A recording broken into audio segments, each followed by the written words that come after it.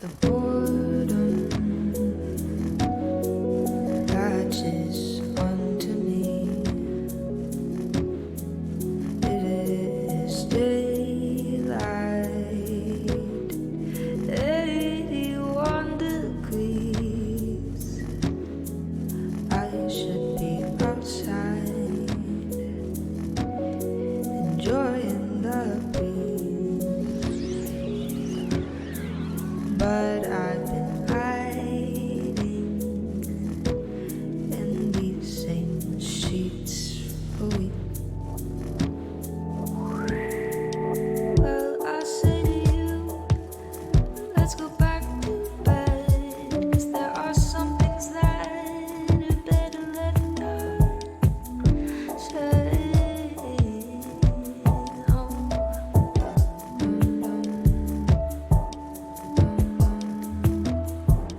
Well, this medication's strong, and for you didn't know.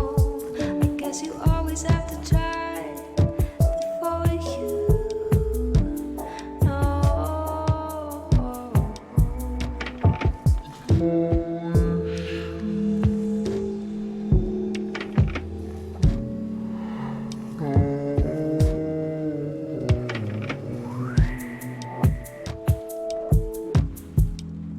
You say come here, love, but it'll be fine. Just come play with me. Ignoring reality, I said it's only a dream. It's only a dream. I wish you could somehow complete me. I would give it to you all now, but I kinda lost my key.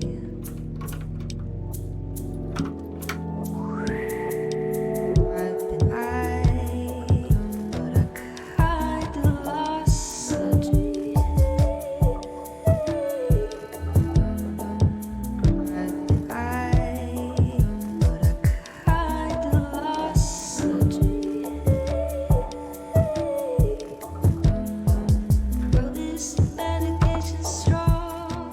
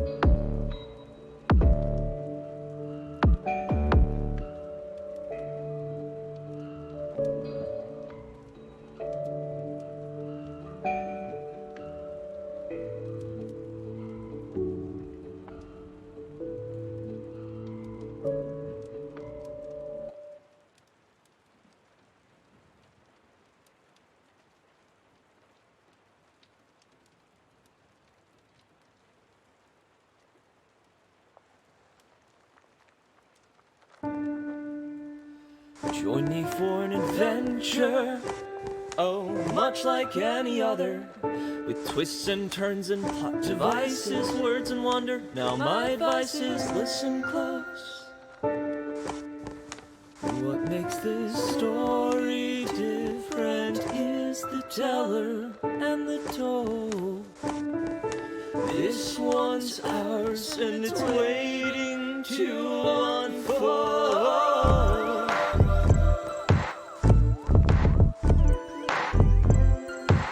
So come be merry with me. Yeah. Oh, come be merry with me.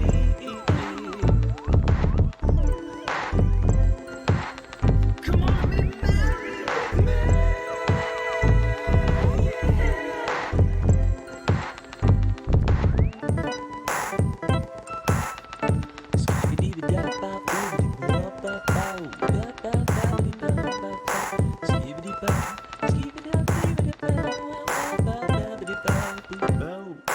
Join me for an adventure, oh, much like any other, with twists and turns and plot devices, words and wonder. Now my advice is listen close. What makes this story different is the teller and the told. This one's ours and it's waiting to unfold.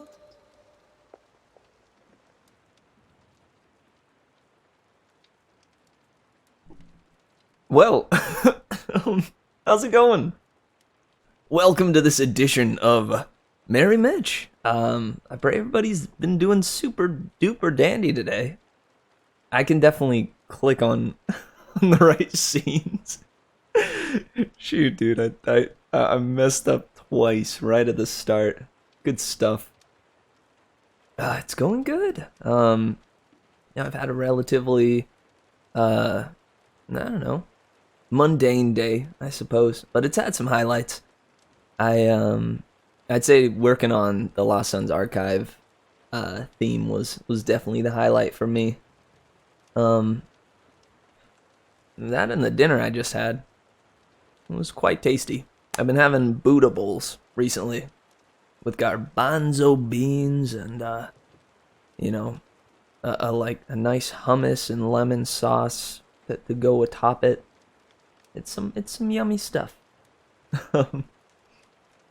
But yeah, and again, I hope you guys saw my Discord note. I'm late today because I lost track of time working on that same song. Been putting a lot of hours into that one, but it is at last, I think, all coming together. So that's quite good. You're tired, silly? Did you have a long day?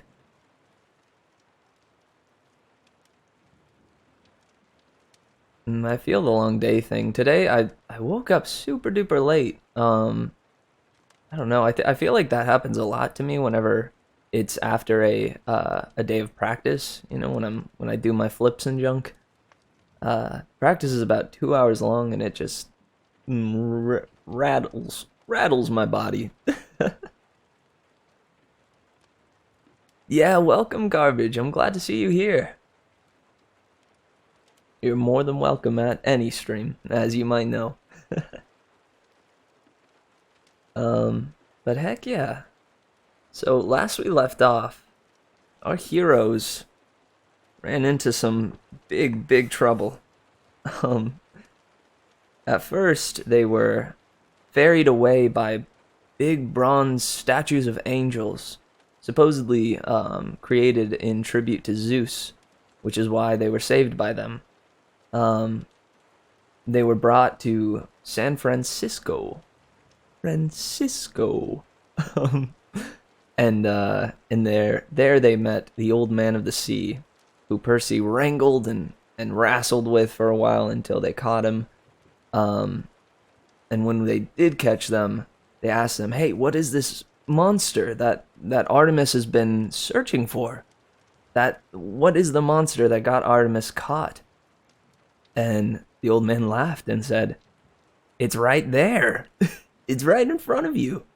And lo and behold, that seemingly insignificant half eel, half cow that Percy saved way earlier in the book is the monster in question that could spell the end for Olympus.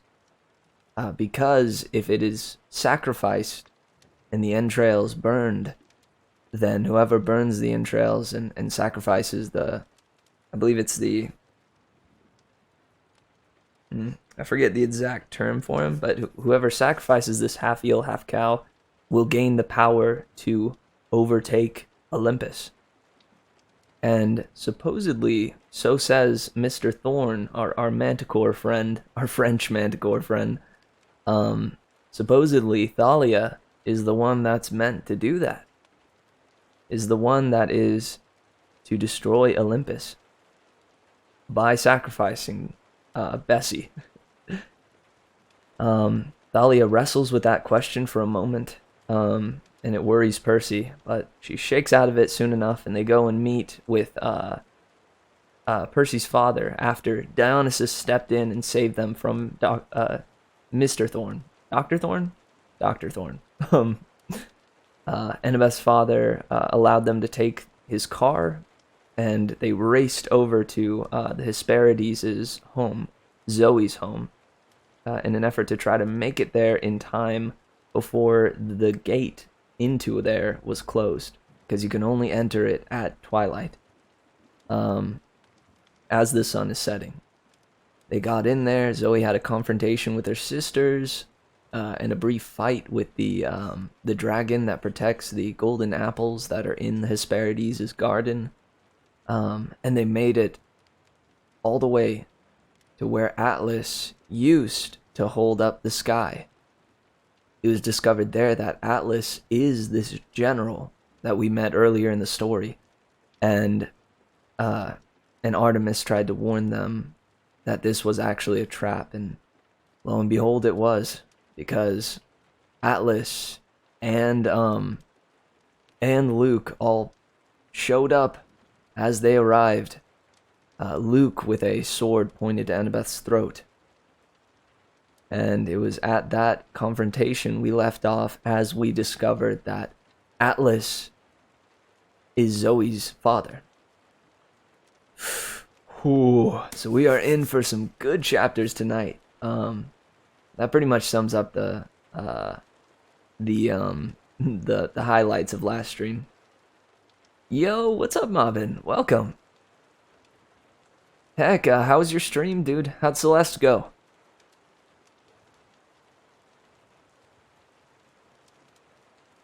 How was that Celeste grind?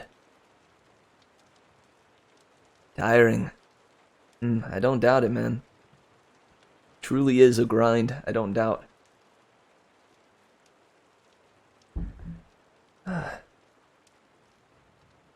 Man, again, I just want to say it's so cool to see so many folks here already at the start. Super duper cool.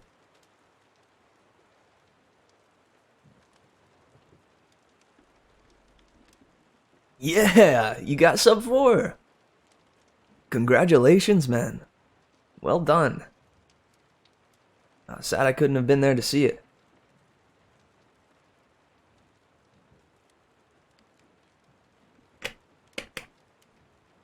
$340. What is the 843 number? Oh, 0.843. Gotcha. 3.40 divided by 843. I was about to say that's a pretty dang low time. I'd say that's pretty good. Heck yeah, guys. Who's ready for a bedtime story? I know I am.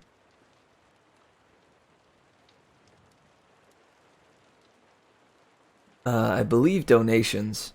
I think donations, the full amount goes straight to the streamer. Whereas with subbing and bits, I think partially some of the money goes to Twitch. What up, Rem? Remy. Rem dog. Remy mo meme. It's all go to me. Hey, well, tight. Then I suppose either one works. Whether it be bits or donations. I forget what the alert I have set for bits are. I want to address those again. Go through and edit the sounds. I'd really love to, like, I don't know, put up like actual sounds that I record, or little like chimes or jingles that I create with Logic, and put those in for it. I do use PayPal. Oh yeah. It just, in my mind, makes everything so much easier.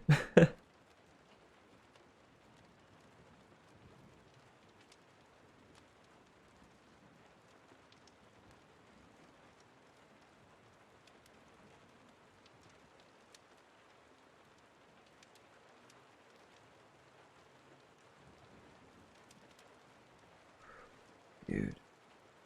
Yes, Zoe said bleakly. Atlas is my father.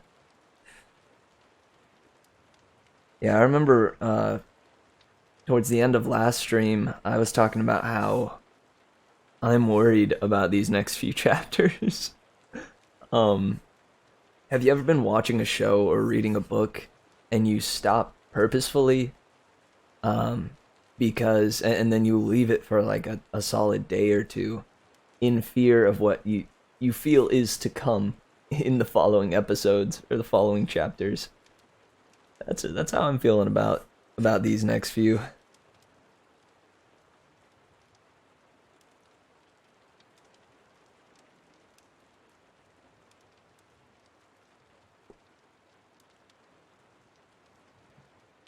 If you like the book, yeah, it's got a, doesn't get put down until, oh, if I like a book, it doesn't get put down until it's done.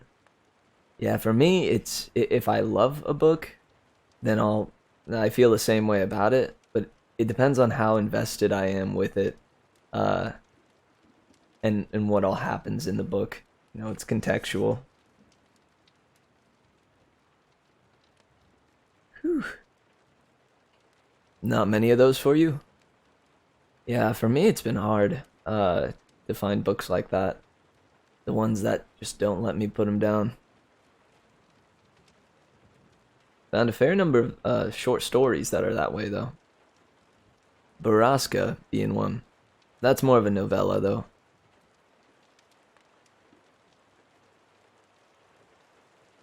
Well, alright, guys. Shall we begin?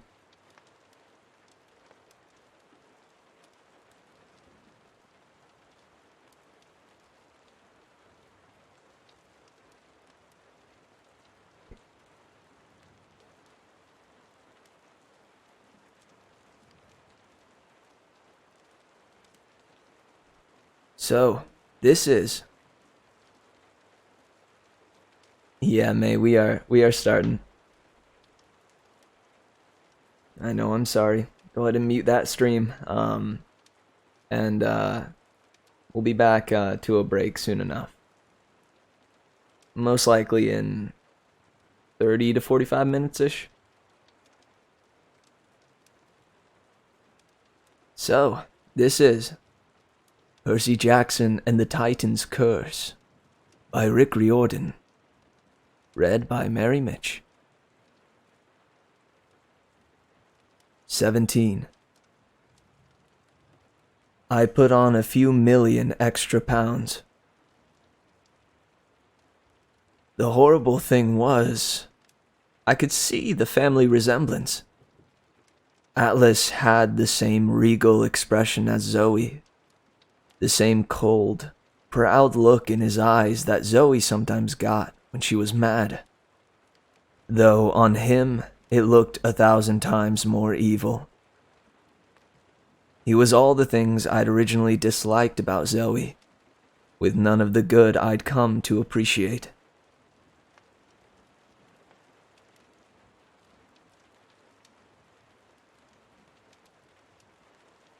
"Let Artemis go," Zoe demanded. Atlas walked closer to the chained goddess. Perhaps you'd like to take the sky for her, then? Be my guest. Zoe opened her mouth to speak, but Artemis said, "No, do not offer, Zoe. I forbid you."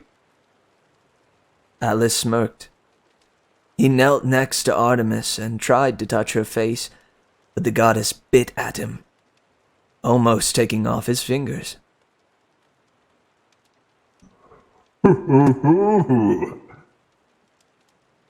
Atlas chuckled.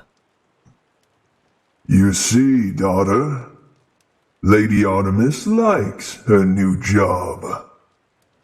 I think I will have all the Olympians taking turns carrying my burden once Lord Kronos rules again. And this is the center of our palace. It will teach those weaklings some humility. I looked at Annabeth. She was desperately trying to tell me something. She moved her head toward Luke, but all I could do was stare at her. I hadn't noticed before, but something about her had changed. Her blonde hair was now streaked with gray. "From holding the sky," Thalia muttered, as if she'd read my mind. "The weight should have killed her." "I don't understand," I said. "Why can't Artemis just let go of the sky?" Atlas laughed. How little you understand, young one. This is the point where the sky and the earth first met. Where Uranus and Gaia first brought forth their mighty children, the Titans. The sky still yearns to embrace the earth. Someone must hold it at bay, or else it would crush down upon this place, instantly flattening the mountain and everything within 100 leagues. Once you have taken the burden, there is no escape. Atlas smiled. Unless someone else takes it from you.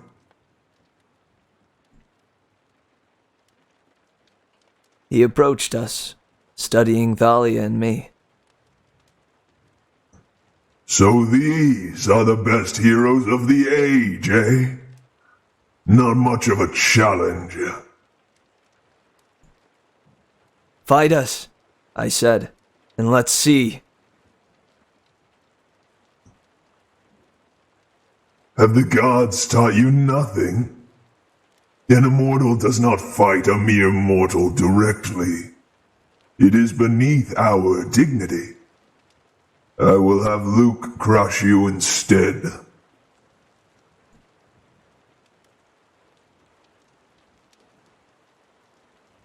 "So you're another coward," I said. Atlas's eyes glowed with hatred. With difficulty, he turned his attention to Thalia. As for you, daughter of Zeus, it seems Luke was wrong about you. "I wasn't wrong," Luke managed.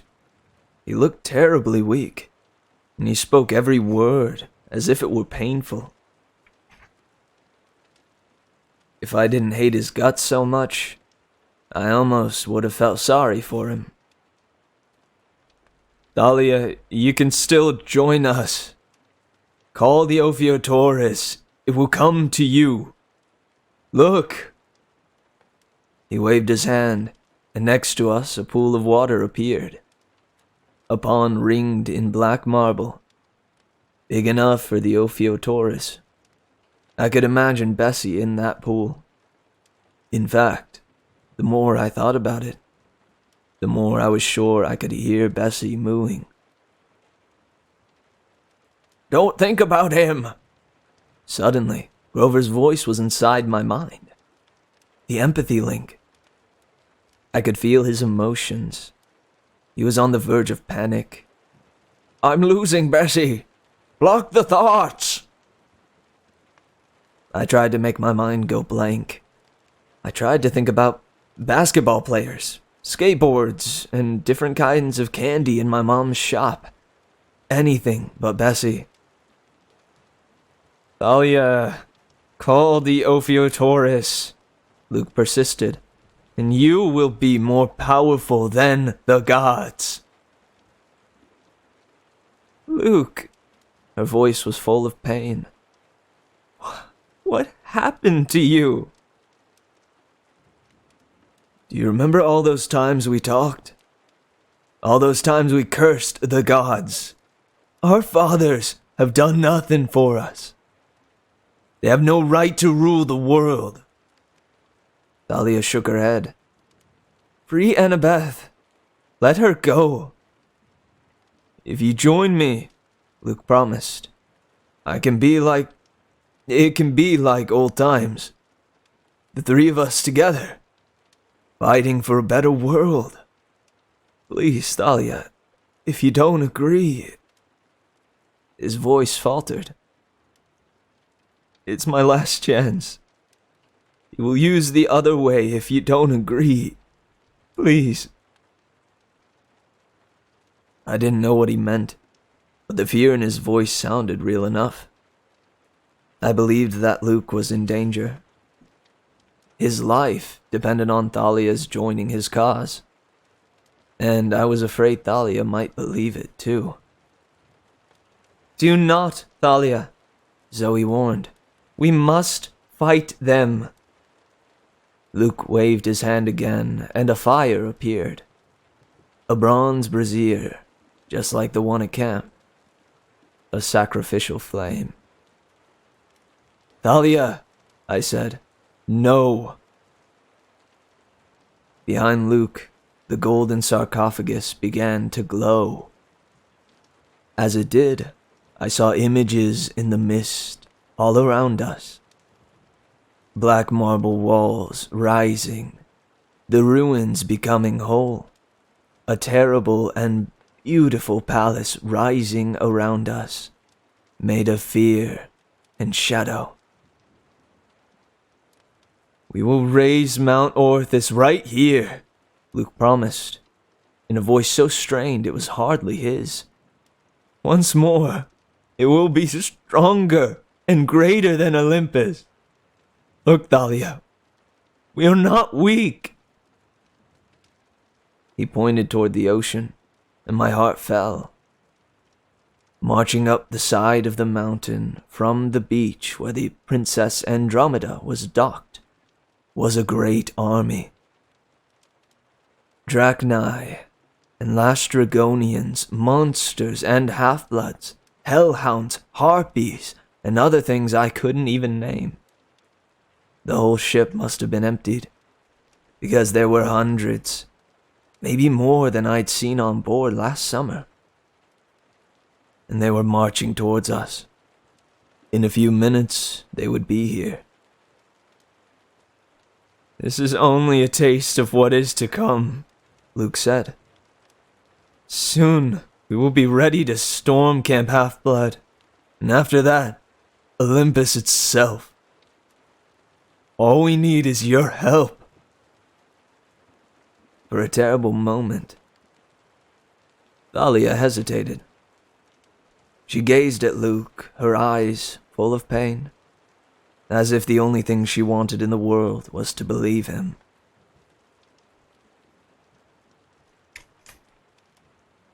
Then she leveled her spear. "You aren't Luke. I don't know you anymore." "Yes, you do, Thalia," he pleaded. "Please, don't make him destroy you." There was no time. If that army got to the top of the hill, we would be overwhelmed. I met Annabeth's eyes again. She nodded. I looked at Thalia and Zoe, and I decided it wouldn't be the worst thing in the world to die fighting with friends like this. Now, I said. Together we charged. Thalia went straight for Luke. The power of her shield was so great that his dragon women bodyguards fled in panic, dropping the golden coffin and leaving him alone. But despite his sickly appearance, Luke was still quick with his sword. He snarled like a wild animal and counterattacked. When his sword, Backbiter, met Thalia's shield, a ball of lightning erupted between them, frying the air with yellow tendrils of power. As for me, I did the stupidest thing in my life, which is saying a lot. I attacked the Titan Lord, Atlas. He laughed as I approached. A huge javelin appeared in his hands. His silk suit melted into full Greek battle armor. Go on then. Percy, Zoe said. Beware! I knew what she was warning me about. Chiron had told me long ago. Immortals are constrained by ancient rules, but a hero can go anywhere, challenge anyone, as long as he has the nerve. Once I attacked, however, Atlas was free to attack back directly, with all his might. I swung my sword, and Atlas knocked me aside with the shaft of his javelin. I flew through the air and slammed into a black wall. It wasn't mist anymore. The palace was rising, brick by brick. It was becoming real. Fool! Alice screamed gleefully, swatting aside one of Zoe's arrows.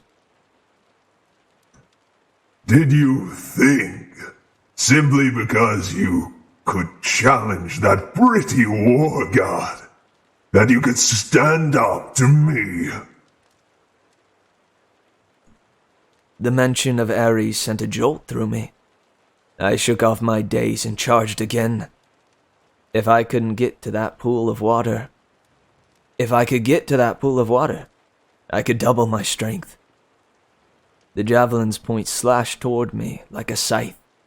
I raised Riptide, planning to cut off his weapon at the shaft, but my arm felt like lead.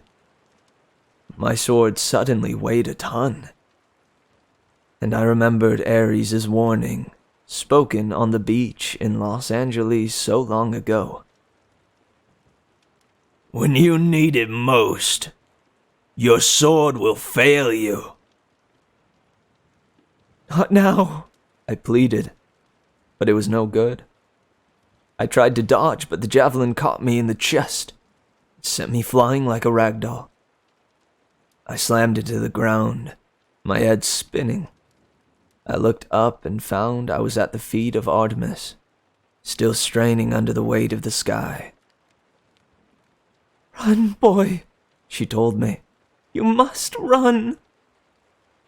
Alice was taking his time, coming toward me. My sword was gone. It had skidded away over the edge of the cliff. It might reappear in my pocket, maybe in a few seconds, but it didn't matter. I'd be dead by then. Luke and Thalia were fighting like demons, lightning crackling around them. Annabeth was on the ground, desperately struggling to free her hands. Die, little hero. He raised his javelin to impale me. No! Zoe yelled, and a volley of silver arrows sprouted from the armpit chink in Atlas's armor. Ah! he bellowed, and turned toward his daughter. I reached down and felt Riptide back in my pocket. I couldn't fight Atlas, even with a sword. And then a chill went down my back. I remembered the words of the prophecy.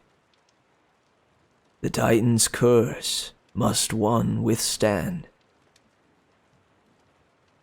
I couldn't hope to beat Atlas, but there was someone else who might stand a chance. The sky, I told the goddess. Give it to me. No, boy, Artemis said. Her forehead was beaded with metallic sweat like quicksilver. You don't know what you're asking. It will crush you. Annabeth took it. She barely lived. She had the spirit of a true huntress. You will not last so long. I'll die anyway, I said. Give me the weight of the sky. I didn't wait for her answer. I took out Riptide and slashed through her chains. Then I stepped next to her and braced myself on one knee, holding up my hands and touched the cold, heavy clouds. For a moment, Artemis and I bore the weight together. It was the heaviest thing I'd ever felt, as if I were being crushed under 1,000 trucks. I wanted to black out from the pain, but I breathed deeply. I can do this. Then Artemis slipped out from under the burden, and I held it alone.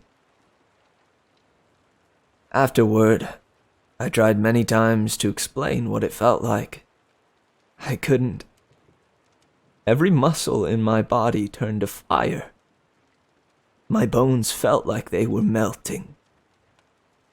I wanted to scream, but I didn't have the strength to open my mouth. I began to sink, lower and lower to the ground, the sky's weight crushing me. Fight back, Grover said. Grover's voice said in my head, don't give up. I concentrated on breathing. If I could just keep the sky aloft a few more seconds. I thought about Bianca, who had given her life so we could get here. If she could do that, I could hold the sky. My vision turned fuzzy. Everything was tinged with red. I caught glimpses of the battle. I wasn't sure if I was seeing clearly. There was Atlas in full battle armor, jabbing with his javelin, laughing insanely as he fought. And Artemis, a blur of silver. She had 2 wicked hunting knives, each as long as her arm, and she slashed wildly at the Titan, dodging and leaping with unbelievable grace. She seemed to change form as she maneuvered. She was a tiger, a gazelle, a bear, a falcon. Or perhaps that was just my fevered brain. Zoe shot arrows at her father, aiming for the chinks in his armor. He roared in pain each time one found its mark, but they affected him like bee stings. He just got madder and kept fighting. Dahlia and Luke went spear on sword, lightning still flashing around them. Dahlia pressed Luke back with the aura of her shield. Even he was not immune to it. He retreated, wincing and growling in frustration. Yield! Dahlia yelled. You never could beat me! Luke. He bared his teeth. We'll see, my old friend. Sweat poured down my face. My hands were slippery. My shoulders would have screamed with agony if they could. I felt like the vertebrae in my spine were being welded together by a blowtorch. Atlas advanced, pressing Artemis. She was fast, but his strength was unstoppable. His javelin slammed into the earth where Artemis had been a split second before, and a fissure opened in the rocks. He leapt over it and kept pursuing her. She was leading him back toward me. "Get ready," she spoke in my mind. I was losing the ability to think through the pain. My response was something like,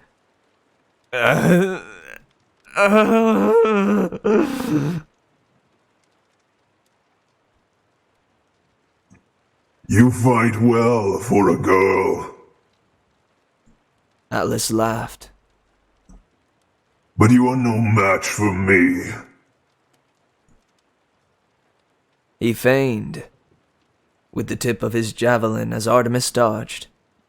I saw the trick coming. Atlas's javelin swept around and knocked Artemis's legs off the ground. She fell, and Atlas brought up his javelin tip for the kill.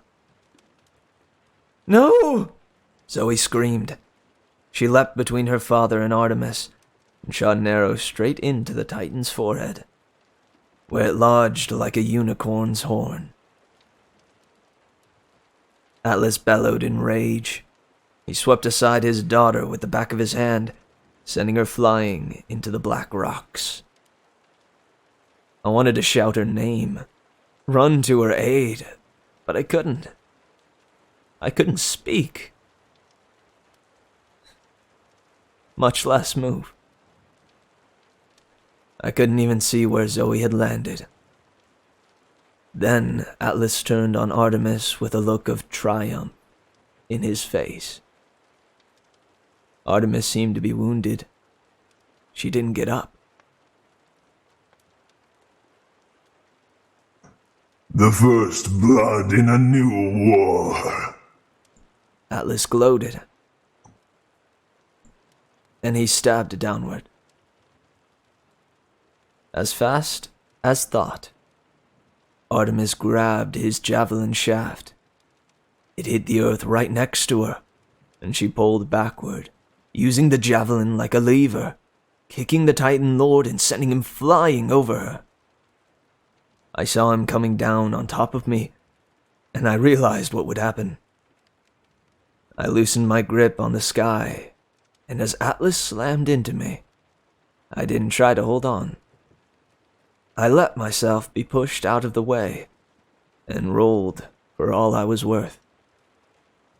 The weight of the sky dropped onto Atlas's back, almost smashing him flat until he managed to get to his knees, struggling to get out from under the crushing weight of the sky. But it was too late.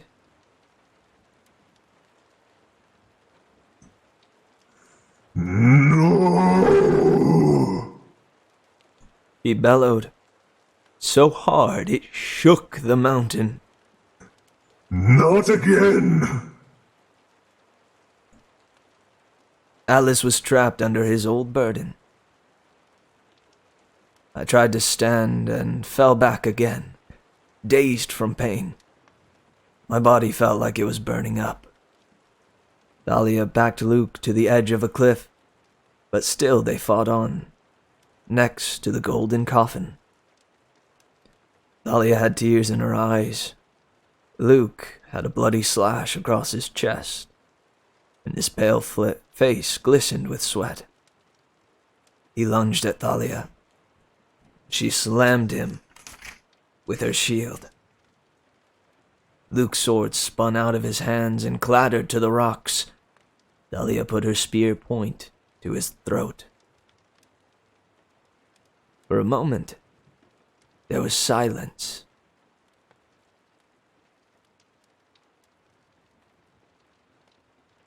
"Well?" Luke asked. He tried to hide it, but I could hear the fear in his voice. Thalia trembled with fury. Behind her, Annabeth came scrambling, finally free of her bonds. Her face was bruised, and streaked with dirt. "Don't kill him!" "He's a traitor," Thalia said. "A traitor!" In my daze, I realized that Artemis was no longer with me. She had run off toward the black rocks where Zoe had fallen. "We'll bring Luke back," Annabeth pleaded. "To Olympus. He'll be useful." "Is that what you want, Thalia?" Luke sneered. "To go back to Olympus in triumph? To please your dad?" Thalia hesitated, and Luke made a desperate grab for the spear. "No!" Annabeth shouted, but it was too late. Without thinking, Thalia kicked Luke away. He lost his balance, terror on his face, and then he fell. "Luke!" Annabeth screamed. We rushed to the cliff's edge. Below us, the army from the Princess Andromeda was stopped in amazement. They were staring at Luke's broken form on the rocks. Despite how much I hated him, I couldn't stand to see it. I wanted to believe he was still alive, but that wasn't possible. The fall was 50 feet at least, and he wasn't moving. One of the giants looked up and growled, "Kill them!" Thalia was stiff with grief, tears streaming down her cheeks. I pulled her back as a wave of javelins sailed over our heads. We ran for the rocks, ignoring the curses and threats of Atlas as we passed. "Artemis!" I yelled. The goddess looked up, her face almost as grief-stricken as Thalia's. Zoe lay in the goddess's arms. She was breathing. Her eyes were open, but still. "The wound is poisoned," Artemis said. "Atlas poisoned her?" I asked. "No," the goddess said. "Not Atlas." She showed us the wound in Zoe's side. I'd almost forgotten her scrape with Layden the dragon. The bite was much worse than Zoe had let on. I could barely look at the wound. She had charged into battle against her father, with a horrible cut already sapping her strength. "The stars," Zoe murmured. "I cannot see them." "Nectar and ambrosia," I said. "Come on! We have to get her some!" No one moved. Grief hung in the air. The army of Kronos was just below the rise. Even Artemis was too shocked to stir. We might have met our doom right there. But then I heard a strange, buzzing noise. Just as the army of monsters came over the hill, a Sopwith camel swooped down out of the sky. "Get away from my daughter!" Dr. Chase called down, and his machine guns burst to life, peppering the ground. Peppering the ground with bullet holes and startling the whole group of monsters into scattering. "Dad!" yelled Annabeth in disbelief. "Run!" he called back, his voice growing fainter as the biplane swooped by. This shook Artemis out of her grief. She stared up at the antique plane, which was now banking around for another strafe. "A brave man," Artemis said with grudging approval. "Come, we must get Zoe away from here." She raised her hunting horn to her lips, and its clear sound echoed down the valley of Marin. Zoe's eyes were fluttering. "Hang in there," I told her. "It'll be all right." The Sopwith camel swooped down again. A few giants threw javelins, and one flew straight between the wings of the plane. But the machine guns blazed. I realized with amazement that somehow Dr. Chase must have gotten a hold of celestial bronze to fashion his bullets. The first row of snake women wailed as the machine gun volley blew them into sulphurous yellow powder.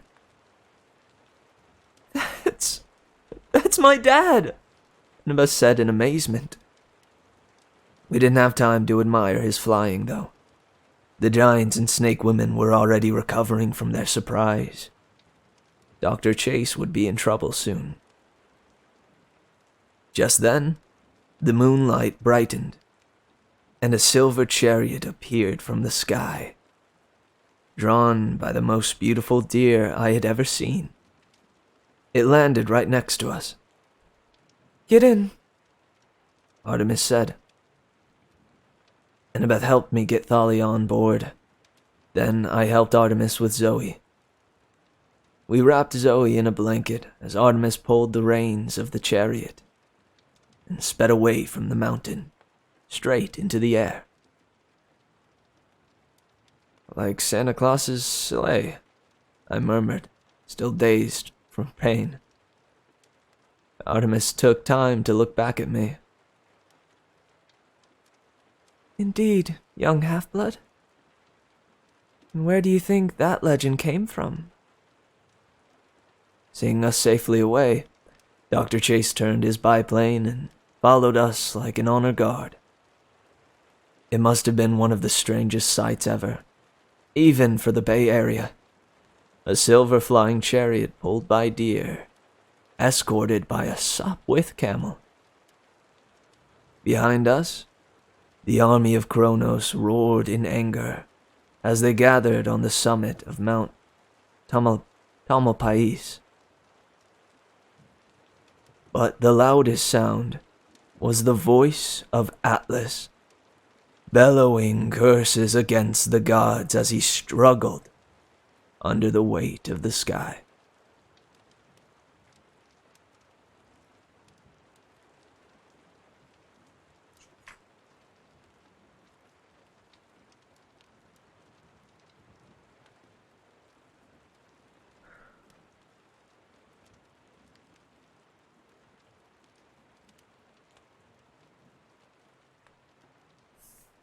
Goodness. Hang on, let me catch up with chat. You'd be on the Titan side? You goober. That's what I call a grade A goober.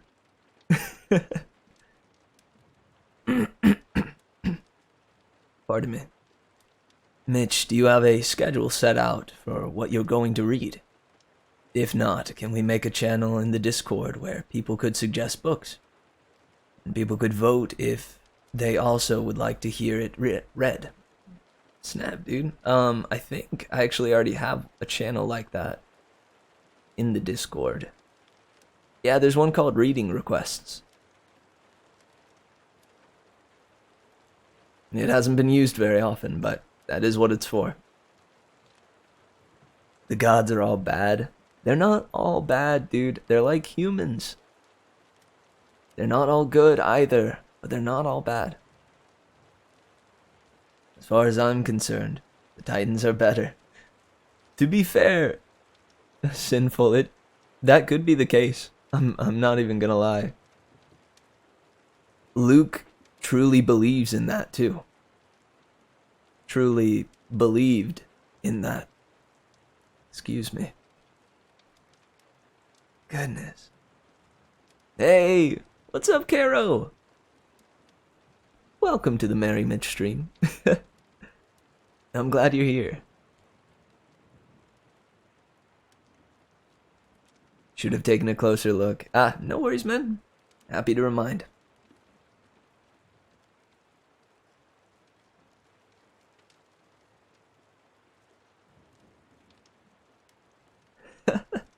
A voice and a half. Thank you, dude. I appreciate that.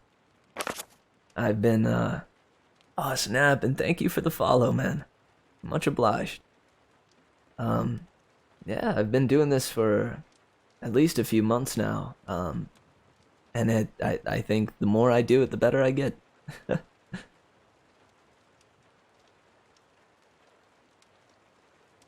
What a chapter. What a chapter.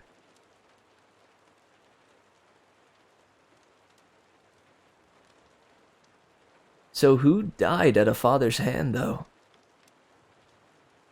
Right? That's a part of the prophecy. I really thought that Zoe was just gonna be dead. Like after Atlas swatted her away. But she still has a chance to survive, and she might actually. Do I have any microphone recommendations? Nothing too crazy. Just a nice, clear mic. Around 100 to 150. The one I have is immensely affordable, and it gives you the audio quality that you hear here. It's certainly not the best, but it is. Shoot. What is it called? I know I use the Samson G Track Pro for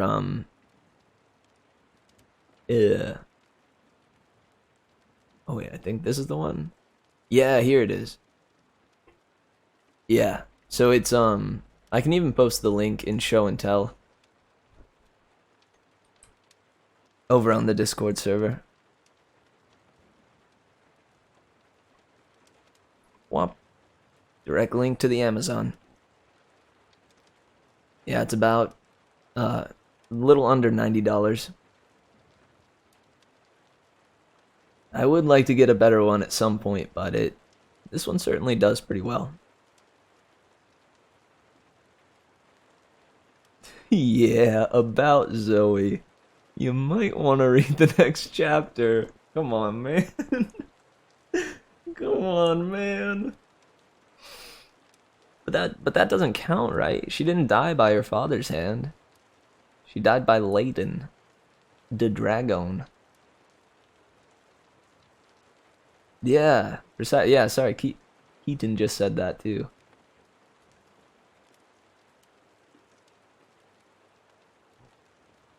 $180 for me, basically. What? What do you mean? Oh shoot, that's right, because you're in Australia. Is Australia bucks like doubled? Shoot, were you saying like 100 to 150 Australian dollars? If so, you might have to jump down a peg or something.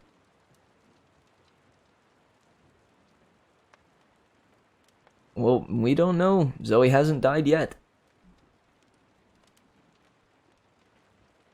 Yeah, you won't know who Zoe is till the third book.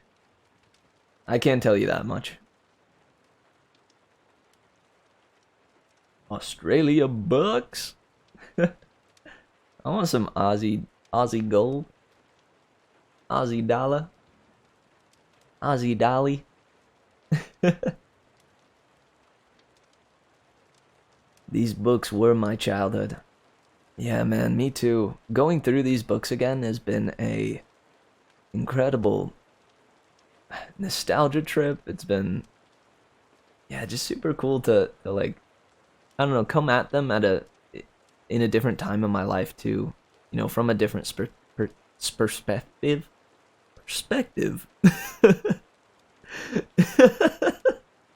Sorry. From a different perspective. It's been so cool.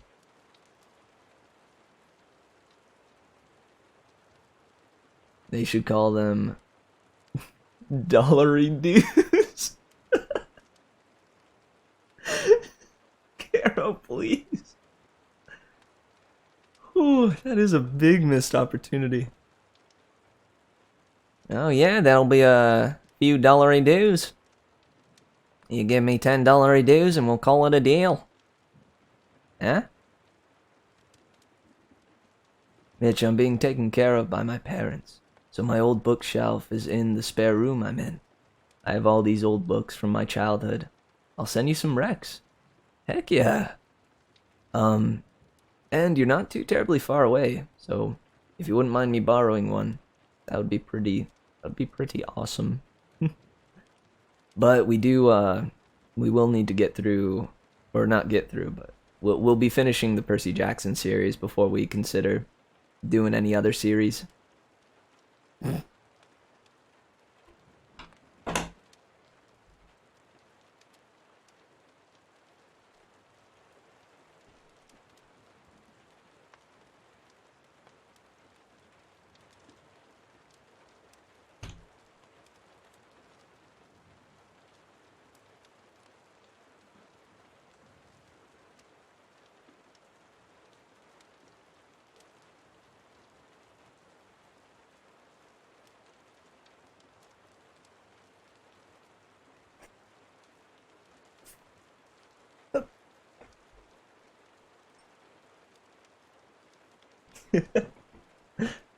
Thank you, Sammy, for giving me a moment of respite with the book on face option.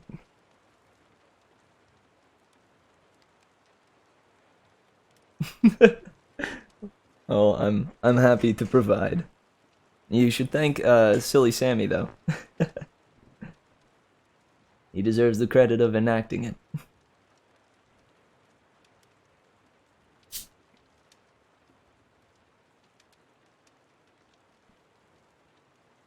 By the way, I only have 4 emote slots, but I went ahead until I get like art done for the channel.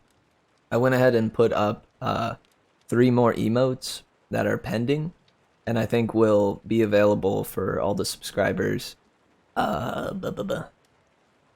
later this week. And one of them is a book on face emote.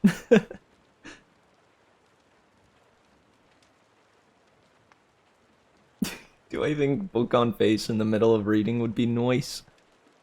I think not in a chapter like that last one.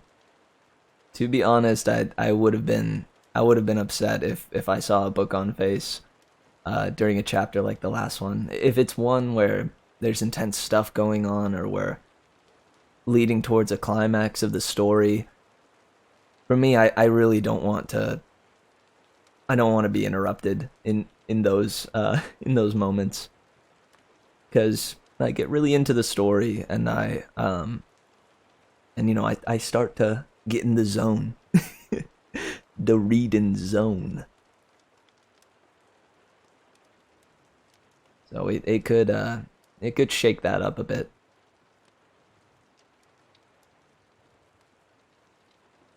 Mitchgasm when? What?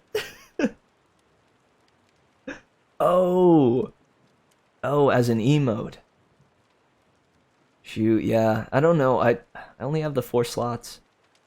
We need to get to, I forget how many subscribers to give me another emote slot. We're really making it there though. I've gotten way more subscribers than I ever imagined I would.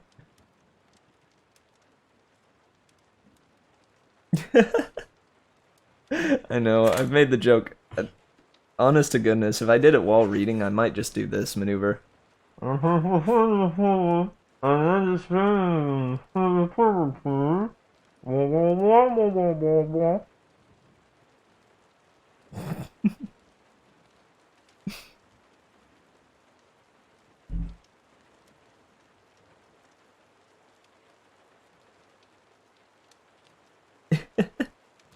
True. Silly do be speaking facts. Well, guys, we've hit the hour marker. A little bit past it, in fact, so we're gonna go ahead and jump to a break. That last chapter was intense, to say the least, and I could certainly use a little breather.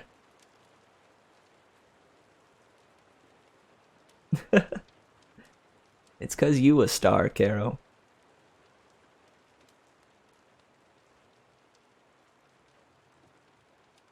Make a pair of VR goggles out of books?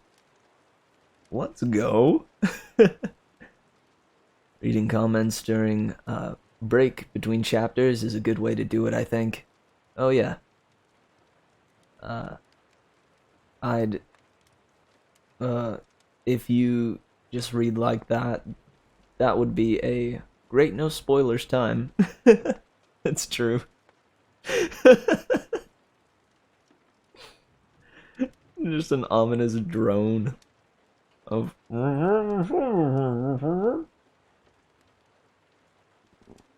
and none of you would be any the wiser that I was not actually reading any of the book the whole time. And in fact, as I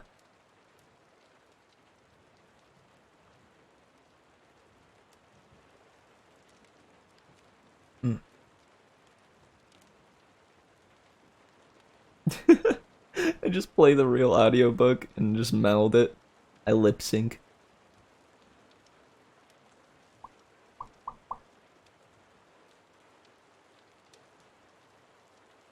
Oh goodness. No, that would go against everything that this stream is. Well, alright guys, so, it's about that time again. Now, we're jumping to a break, and I would ask everybody, during this break, go ahead and stand up. If you have it in you, rise from your seat. It's important that after we be sitting, looking at screens for a long time, about an hour to an hour and a half, it's important that at that point we get up and walk around for a bit and stretch our limbs and shake out our troubles and shake out our tribulations. Good. And if you've already done it, then well done. Congrats on your part. But it's simply a reminder if anyone has forgotten. Alright guys, pray you have a dandy break. Go ahead and get yourself some snacks or anything else that you might desire. Make some tea. And we'll be back by, let's see, it's about, it's almost 40 past the hour, so I'll be back no later than 50 past the hour. I'm gonna go use the bathroom, make some tea for myself, and yeah, we'll be back after the break. So, till then, keep on swaying, my wildflowers. We'll be back real soon.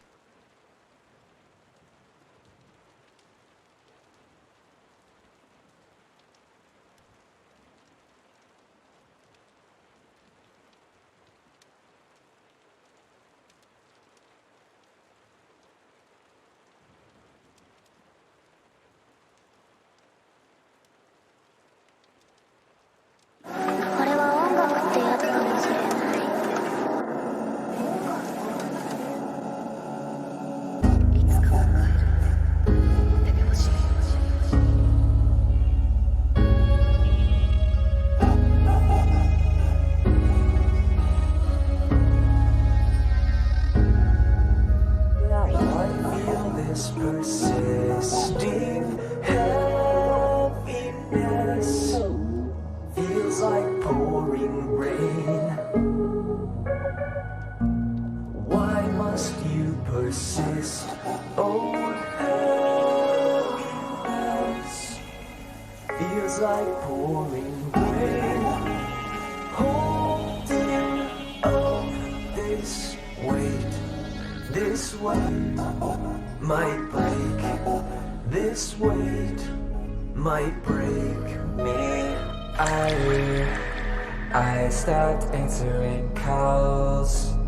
Had to get more involved with finding myself. I'm two hands away from flowers at my funeral. Here lies the main. I'm two highs away from eulogies, but I don't wanna die today. It would say he's too young to be a martyr. Never got the chance to live free of the trauma. Never trusted him unless it was his father. Hope it's true what they said about karma.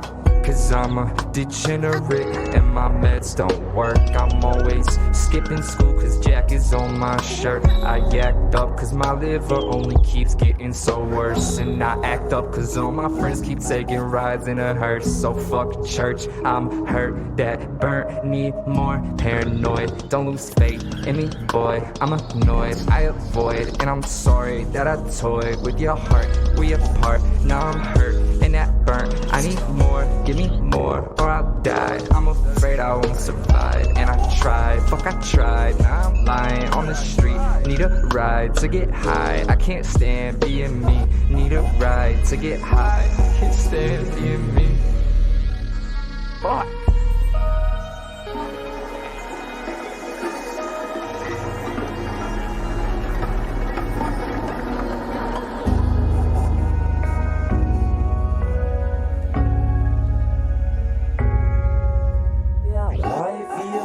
Persisting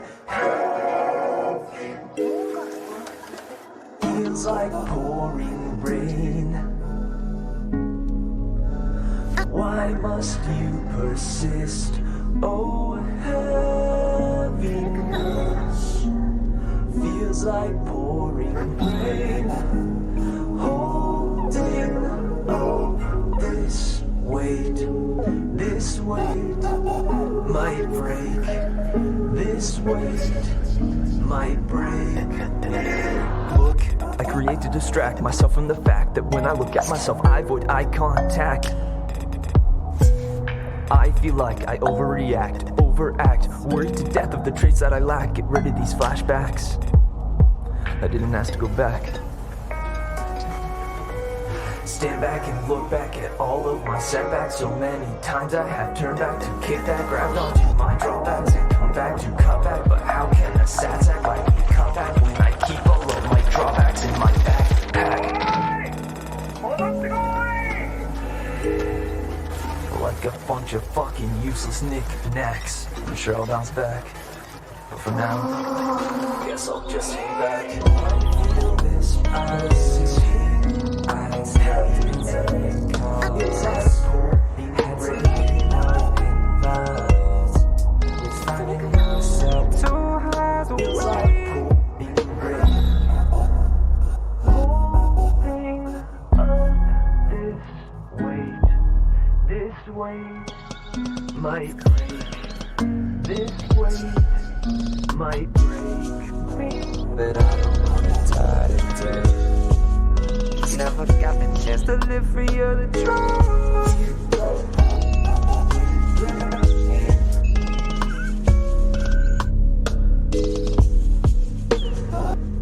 He's too young to be a martyr. Never got the chance to live free of the trauma.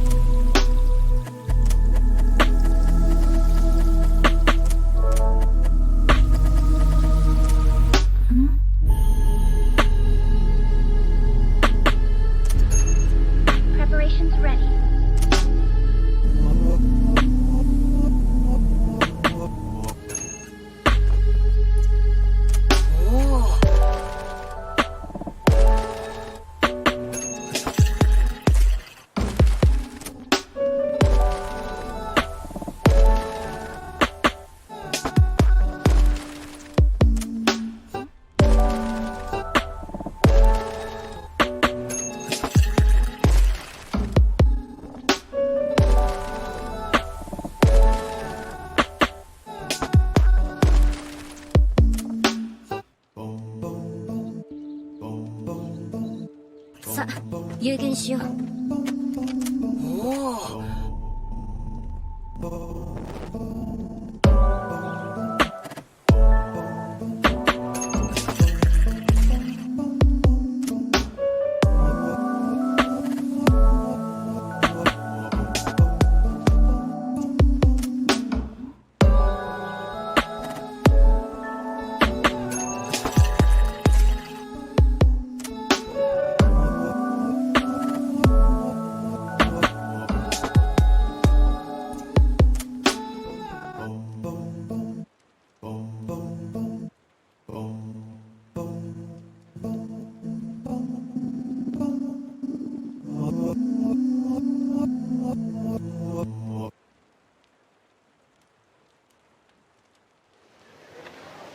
Play it, Sam. Play as time goes by. What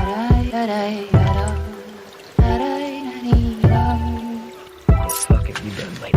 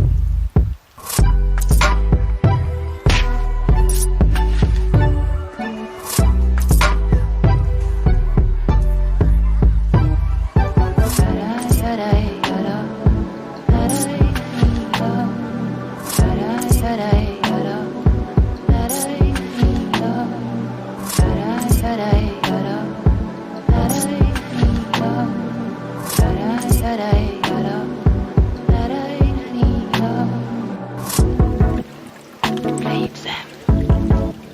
Play as time goes by.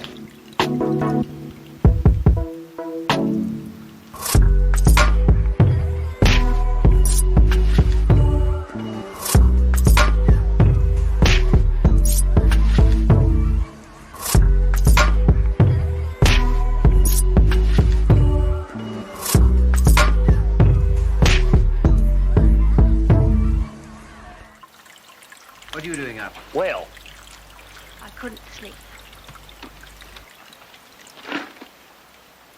Good evening, then.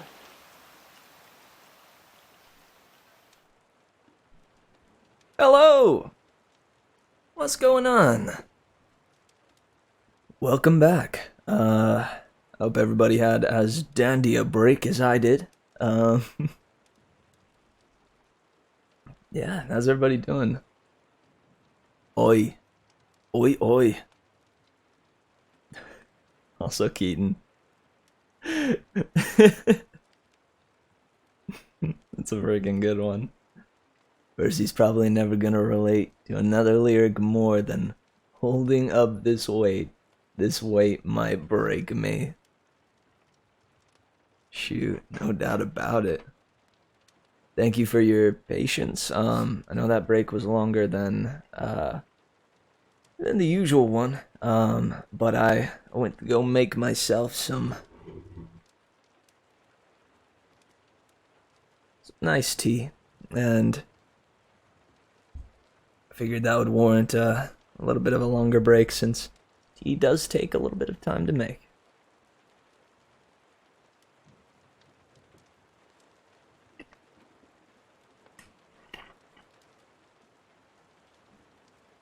Yeah, dude, especially in the evenings and at night.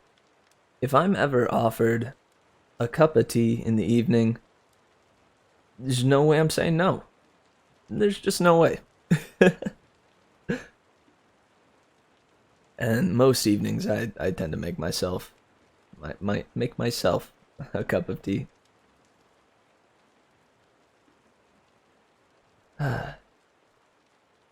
Nice. I'm so glad to see so many people, so many wildflowers still hanging out. And I hope you guys are ready for this next chapter. To find out what happens to Zoe. And what will the Titans' army do now that Luke, one of their head leaders, is dead and Atlas is trapped again under the sky?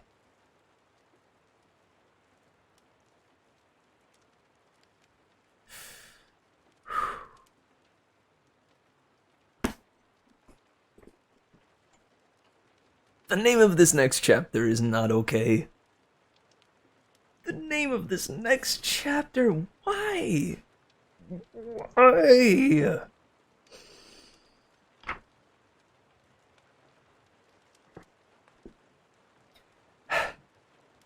I'm upset. Gosh, we ought to just get right into it, guys. Otherwise, I don't know if I'm gonna be able to read it. One of those things where if I don't start now, I might never start it. So, everybody ready for story time? Settle into your seats, get cozy, and get ready for a little more Percy Jackson.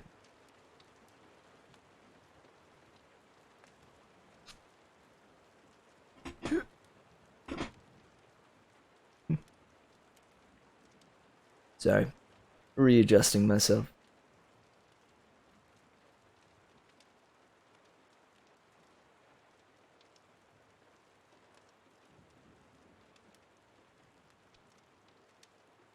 So, this is Percy Jackson and the Titan's Curse by Rick Riordan.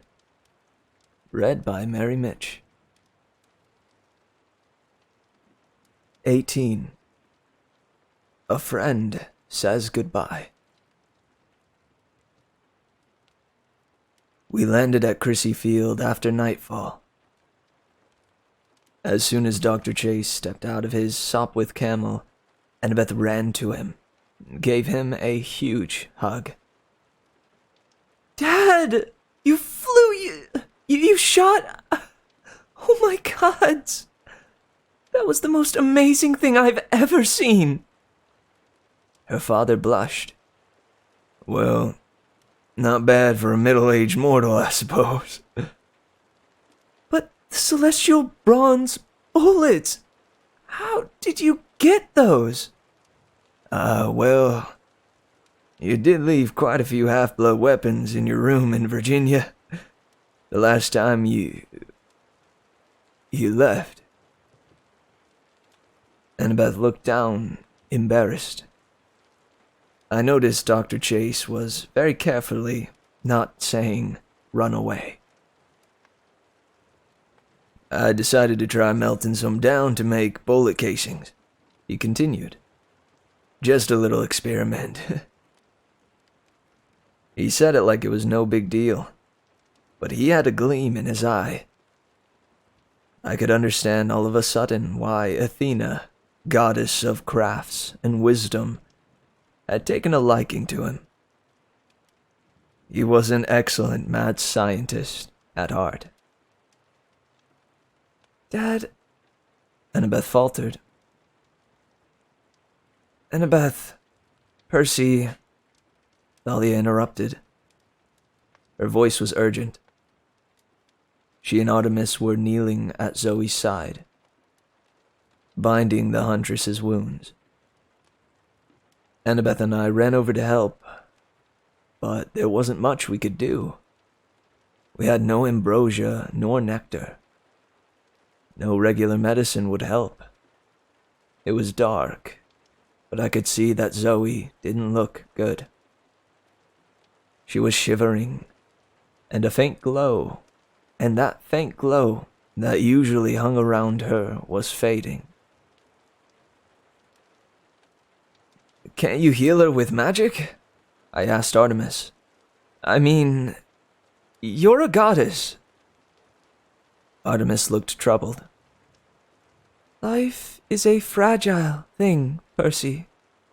If the fates will the string to be cut, there is little I can do. But I can try.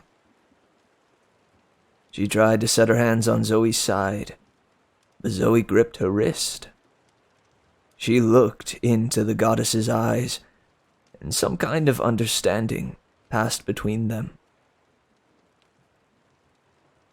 Have I served thee well? Zoe whispered. With great honor, Artemis said softly. The finest of my attendants. Zoe's face relaxed. Rest. At last. I can try to heal the poison, my brave one. But in that moment, I knew it wasn't just the poison that was killing her. It was her father's final blow. Zoe had known all along that the oracle's prophecy was about her. She would die by a parent's hand. And yet she'd taken the quest anyway. She had chosen to save me, and Atlas's fury had broken her inside. She saw Thalia and took her hand. I am sorry we argued, Zoe said. We could have been sisters. It's my fault, Thalia said, blinking hard. You were right about Luke, about heroes, men, everything. Perhaps not all men, Zoe murmured. She smiled weakly at me. Do you still have the sword, Percy? I couldn't speak, but I brought out Riptide and put the pen in her hand. She grasped it contentedly. You spoke the truth, Percy Jackson. You are nothing like Hercules. I am honored that you carry this sword. A shudder ran through her body. Zoe, I said. Stars, she whispered. I can see the stars again, my lady. A tear trickled down Artemis's cheek. Yes, my brave one. They are beautiful tonight. Stars, Zoe repeated, her eyes fixed on the night sky. And she did not move again. Thalia lowered her head. Annabeth gulped down a sob, and her father put his hands on her shoulders. I watched as Artemis cupped her hand over Zoe's mouth and spoke a few words in ancient Greek. A silvery wisp of smoke exhaled from Zoe's lips and was caught in the hand of the goddess. Zoe's body shimmered and disappeared. Artemis stood, said a kind of blessing, breathed into her cupped hand and released the silver dust into the sky. It flew up, sparkling, and vanished. For a moment, I didn't see anything different. Then Annabeth gasped. Looking up into the sky, I saw that the stars were brighter now. They made a pattern I had never noticed before. A gleaming constellation that looked a lot like a girl's figure. A girl with a bow running across the sky. Let the world honor you, my huntress, Artemis said. Live forever in the stars. It wasn't easy saying our goodbyes. The thunder and lightning were still boiling over Mount Tamalpais. Artemis was so upset, she flickered with silver light. This made me nervous, because if she suddenly lost control and appeared in her fully divine form, we would disintegrate simply by looking at her. "I must go to Olympus immediately," Artemis said. "I will not be able to take you, but I will send help." The goddess set her hand on Annabeth's shoulder. "You are brave beyond measure, my girl. You will do what is right." Then she looked quizzically at Thalia, as if she weren't sure what to make of this younger daughter of Zeus. Thalia seemed reluctant to look up, but something made her. She held the goddess's eyes. I wasn't sure what passed between them, but Artemis's gaze softened with sympathy. Then she turned to me. "You did well," she said. "For a man." I wanted to protest, but then I realized it was the first time she hadn't called me a boy. She mounted her chariot, which began to glow. We averted our eyes, there was a flash of silver, and the goddess was gone. "Well," Dr. Chase sighed. "She was impressive. Though I must say I still prefer Athena." Annabeth turned toward him. "Dad, I'm sorry that..." "Shh, shh, shh, shh." He hugged her. "Do what you must, my dear. I know this isn't easy for you." His voice was a little shaky, but he gave Annabeth a brave smile. Then I heard the whoosh of large wings. 3 Pegasi descended through the fog. 2 white-winged horses, and 1 pure black one. "Blackjack!" I called. Yo, boss. He called. "You managed to stay alive okay without me?" "It was rough," I admitted. "I brought Guido and pork pie with me." "How you doing?" The other 2 Pegasi spoke in my mind. Blackjack looked me over with concern, then checked out Dr. Chase, Thalia, and Annabeth. "Any of these goons you want us to stampede?" "Nah," I said aloud. "These are my friends. We need to get to Olympus pretty fast." "No problemo," Blackjack said. "Except for the mortal over there. He's not going." I assured him Dr. Chase was not. The professor was staring open-mouthed at the Pegasi. "Fascinating," he said. "Such maneuverability. How does the wingspan compensate for the weight of the horse's body, I wonder?" Blackjack cocked his head. "What?" "Why, if the British had had these Pegasi in the cavalry charges on the Crimea," Dr. Chase said, "the charge of the Light Brigade..." "Dad!" Annabeth interrupted. Dr. Chase blinked. He looked at his daughter and managed a smile. "I'm sorry, my dear. I know you must go." He gave her one last awkward, well-meaning hug. As she turned to climb aboard the Pegasus Guido, Dr. Chase called.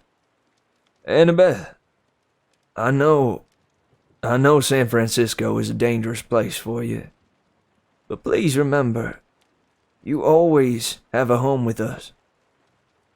We will keep you safe." Annabeth didn't answer, but her eyes were red as she turned away. Dr. Chase started to say more, then apparently thought better of it. He raised his hand in a sad farewell and trudged away across the dark field. Thalia and Annabeth and I mounted our Pegasi. Together, we soared over the bay and flew toward the eastern hills. Soon, San Francisco was only a glittering crescent behind us, with the occasional flicker of lightning in the north. Thalia was so exhausted, she fell asleep on Pork Pie's back. I knew she had been really tired I knew she had to be really tired to sleep in the air, despite her fear of heights. But she didn't have much to worry about. Her Pegasi flew with ease, adjusting himself every once in a while, so Thalia stayed safely on his back. Annabeth and I flew along side by side. "Your dad seems cool," I told her. It was too dark to see her expression. She looked back, even though California was far behind. "I guess so," she said. "We've been arguing for so many years."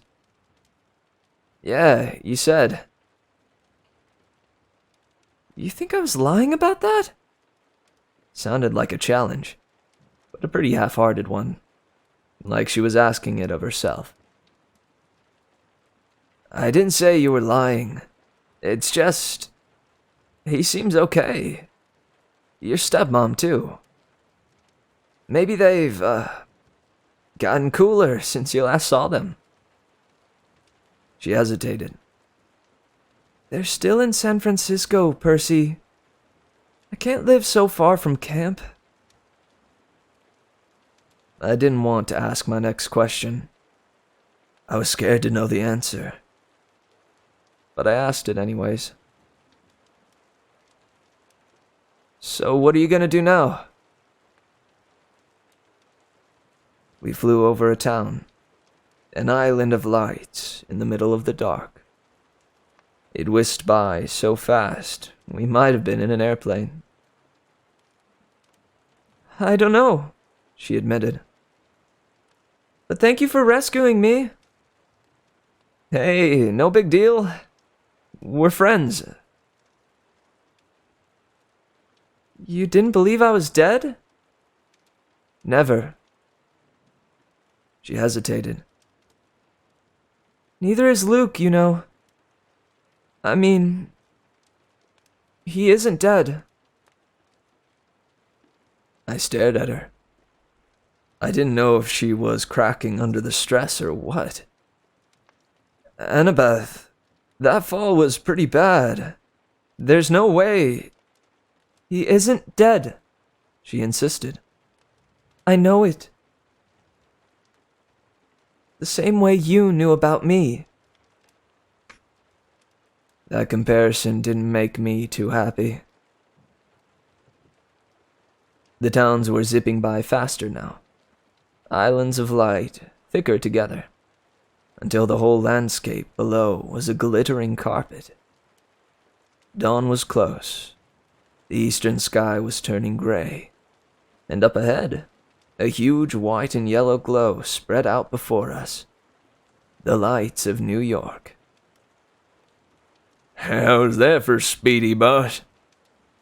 Blackjack bragged. "We get extra hay for breakfast or what?" "You're the man, Blackjack," I told him. The horse, I mean. "You don't believe me about Luke," Annabeth said.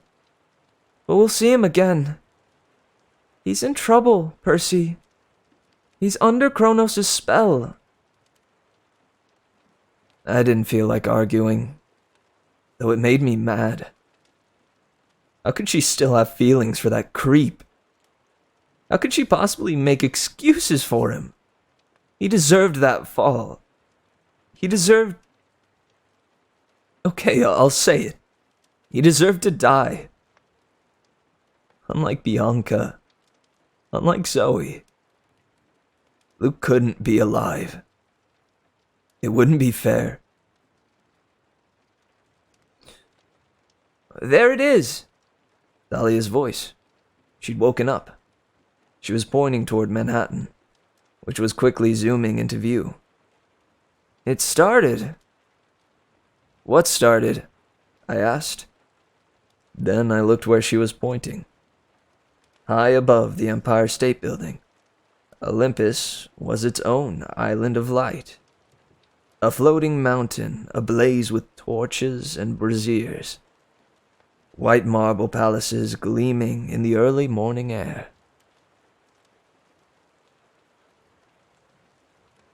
The winter solstice, Thalia said.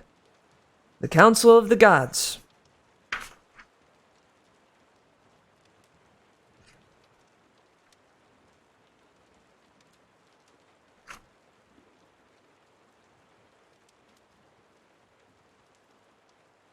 Snippety snap, guys. That was a short one. I'm ready to jump right into the next if you guys are.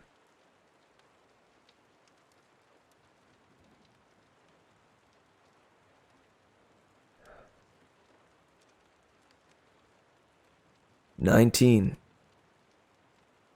The gods vote how to kill us. Flying was bad enough for a son of Poseidon, but flying straight up to Zeus's palace, with thunder and lightning swirling around it, was even worse. We circled over Midtown Manhattan, making one complete orbit around Mount Olympus.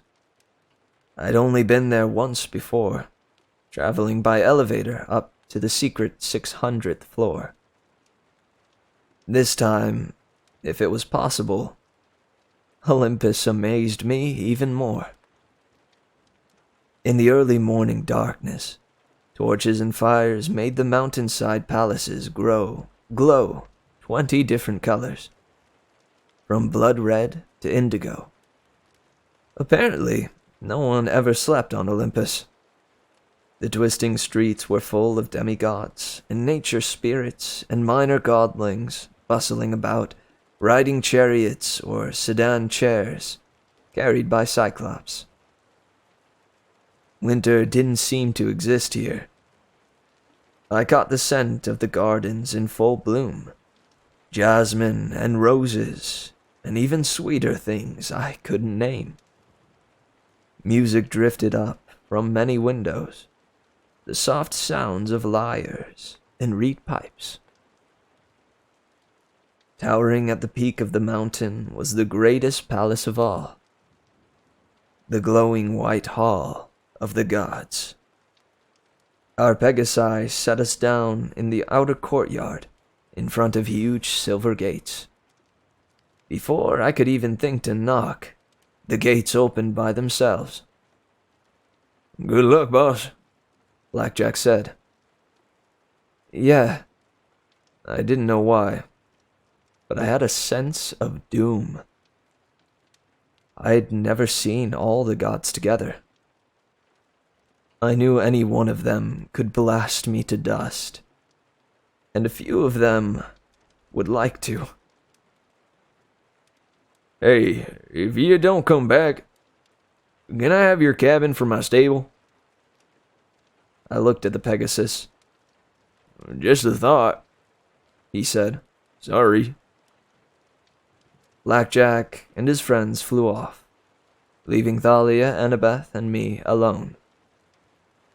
For a minute, we stood there regarding the palace, the way we'd stood together in front of Westover Hall, what seemed like a million years ago. And then, side by side, we walked into the throne room. 12 enormous thrones made a U around a central hearth, just like the placement of the cabins at camp. The ceiling above glittered with constellations, even the newest one, Zoe of the Huntresses, making her way across the heavens with her bow drawn. All of the seats were occupied. Each god and goddess was about 15 feet tall, and I'm telling you, if you've ever had a dozen all-powerful, super-huge beings turn their eyes on you at once, well, suddenly, facing monsters seemed like a picnic. "Welcome, heroes," Artemis said. That's when I noticed Bessie and Grover. A sphere of water was hovering in the center of the room, next to the hearth of fire. Bessie was swimming happily around, swishing his serpent tail and poking his head out the sides and bottom of the sphere. He seemed to enjoy the novelty of swimming in a magic bubble.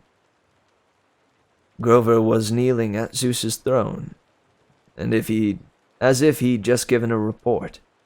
But when he saw us, he cried, "You made it!"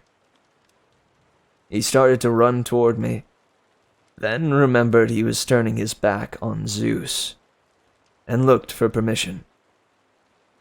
"Go on," Zeus said, but he wasn't really paying attention to Grover. The Lord of the Sky was staring intently at Thalia.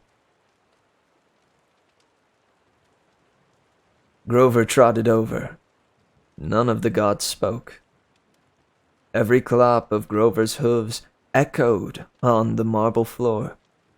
As he splashed in his bubble of water, the hearth fire crackled. I looked nervously at my father, Poseidon. He was dressed similar to the last time I'd seen him. Beach shorts, a Hawaiian shirt, and sandals. He had a weathered, sun-tanned face, with a dark beard and deep green eyes. I wasn't sure how he would feel about seeing me again, but the corners of his eyes crinkled with smile lines. He nodded as if to say, "It's okay." Grover gave Annabeth and Thalia big hugs. Then he grasped my arms. Percy, Bessie and I made it! But you have to convince them. They can't do it." "Do what?" "Heroes," Artemis called. The goddess slid down from her throne and turned to human size. A young auburn-haired girl, perfectly at ease in the midst of the giant Olympians. She walked towards us, her silver robes shimmering. There was no emotion in her face. She seemed to walk in a column of moonlight. "The council has been informed of your deeds," Artemis told us. "They know that Mount Orthus is rising in the west.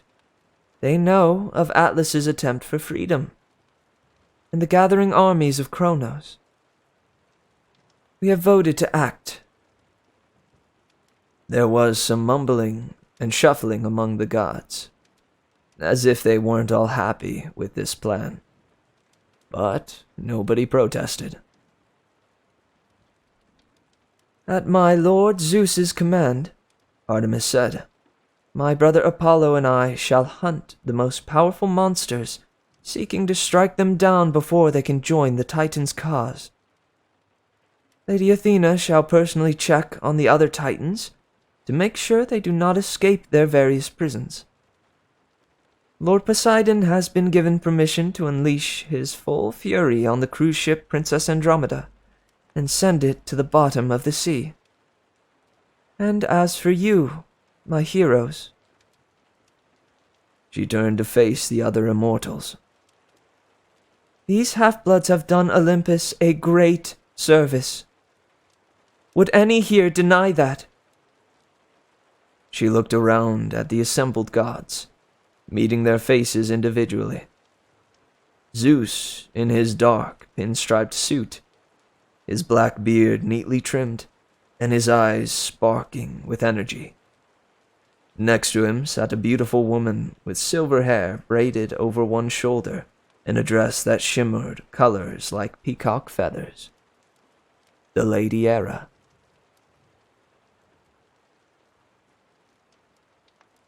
On Zeus's right, my father Poseidon. Next to him, a huge lump of a man with a leg in a steel brace, a misshapen head, and a wild brown beard, fire flickering from his whiskers. The Lord of the Forges, Hephaestus. Hermes winked at me. He was wearing a business suit today, checking messages on his Caduceus mobile phone. Apollo leaned back in his golden throne with his shades on. He had iPod headphones on, so I wasn't sure he was even listening. But he gave me a thumbs up. Dionysus looked bored, twirling a grapevine between his fingers. And Ares, well, he sat on his chrome and leather throne, glowering at me while he sharpened a knife.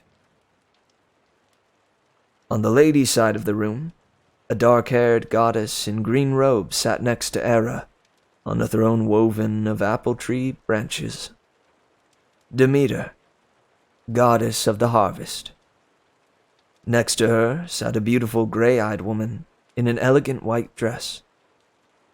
She could only be Annabeth's mother, Athena. Then there was Aphrodite, who smiled at me knowingly and made me blush in spite of myself. All the Olympians in one place. So much power in this room, it was a miracle the whole place didn't blow apart. I gotta say, Apollo broke the silence. These kids did okay. He cleared his throat and began to recite. Heroes win laurels. Yeah, first class. Hermes interrupted, like he was anxious to avoid Apollo's poetry. All in favor of not disintegrating them. A few tentative hands went up. Demeter, Aphrodite. Wait just a minute, Ares growled. He pointed at Thalia and me. These two are dangerous. It'd be much safer while we've got them here. Ares, Poseidon interrupted. They are worthy heroes. We will not blast my son to bits. Nor my daughter, Zeus grumbled. She has done well. Thalia blushed. She studied the floor. I knew how she felt. I'd hardly ever talked to my father, much less gotten a compliment. The goddess Athena cleared her throat and sat forward. I am proud of my daughter as well. But there is a security risk here with the other two. Mother, Annabeth said. How can you... Annabeth cut her off, or Athena cut her off with a calm but firm look. It is unfortunate that my father Zeus and my uncle Poseidon chose to break their oath not to have more children. Only Hades kept his word, a fact that I find ironic. As we know from the great prophecy, children of the three elder gods, such as Thalia and Percy, are dangerous. As thick-headed as he is, Ares has a point. Right, Ares said. Hey, wait a minute. Who you calling? She started to get up, but a grapevine grew around his waist like a seatbelt and pulled him back down. Oh, please, Ares, Dionysus sighed. Save the fighting for later. Ares cursed, and ripped away the vine. You're one to talk, you old drunk. You seriously want to protect these brats? Dionysus gazed down at us warily. I have no love for them. Athena, do you truly think it's safest to destroy them? I do not pass judgment, Athena said. I can only point out the risk. What we do, the council must decide. I will not have them punished, Artemis said. I will have them rewarded. If we destroy heroes who do us great favor, then we are no better than the Titans. If this is Olympian justice, I will have none of it. Calm down, sis, Apollo said. Jeez, you need to lighten up. Don't call me sis. I will reward them. Well, Zeus grumbled. Perhaps. But the monster at least must be destroyed. We have agreement on that. A lot of nodding heads. It took me a second to realize what they were saying. Then my heart turned to lead. Bessie? You want to destroy Bessie? Bessie protested. My father frowned. You have named the Ophiotaurus Bessie. Dad, he's just a sea creature. A really nice sea creature. You can't destroy him. Poseidon shifted uncomfortably. Percy, the monster's power is considerable. If the Titans were to steal it, or... You can't, I insisted. I looked at Zeus. I probably should have been afraid of him, but I stared him right in the eye. Controlling the prophecies never works. Isn't it true? Besides, the Ophiotaurus is innocent. Killing something like that is wrong. It's just as wrong as Kronos eating his children, just because of something they might do. It's wrong. Zeus seemed to consider this. His eyes drifted to his daughter Thalia. And what of the risk? Kronos knows full well, if one of you were to sacrifice the beast's entrails, you would have the power to destroy us. Do you think we can let that possibility remain? You, my daughter, will turn 16 on the morrow, just as the prophecy says. You have to trust them, Annabeth spoke up. Sir, you have to trust them. Zeus scowled. Trust a hero. Annabeth is right, Artemis said, which is why I must first make a reward. My faithful companion, Zoe Nightshade, has passed into the stars. I must have a new lieutenant, and I intend to choose one. But first, Father Zeus, I must speak to you privately. Zeus beckoned Artemis forward. He leaned down and listened as she spoke in his ear. A feeling of panic seized me. Annabeth, I said under my breath. Don't. She frowned at me. What? Look, I need to tell you something, I continued. The words came stumbling out of me. I couldn't stand it if... I don't want you to... Percy? She said. You look like you're going to be sick. And that's how I felt. I wanted to say more, but my tongue betrayed me. It wouldn't move because of the fear in my stomach. And then Artemis turned. I shall have a new lieutenant, she announced, if she will accept it. No, I murmured. Thalia, Artemis said, daughter of Zeus, will you join the hunt?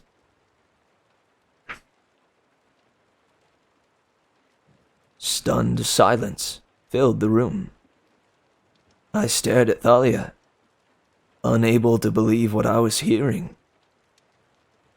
Annabeth smiled.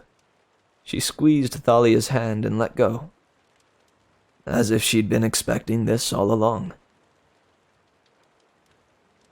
I will, Thalia said firmly. Zeus rose, his eyes full of concern. My daughter, consider. Father, she said, I will not turn 16 tomorrow. I will never turn 16. I won't let this prophecy be mine. I stand with my sister Artemis. Kronos will never tempt me again. She knelt before the goddess and began the words I remembered from Bianca's oath, what seemed like so long ago. I pledge myself to the goddess Artemis. I turn my back on the company of men.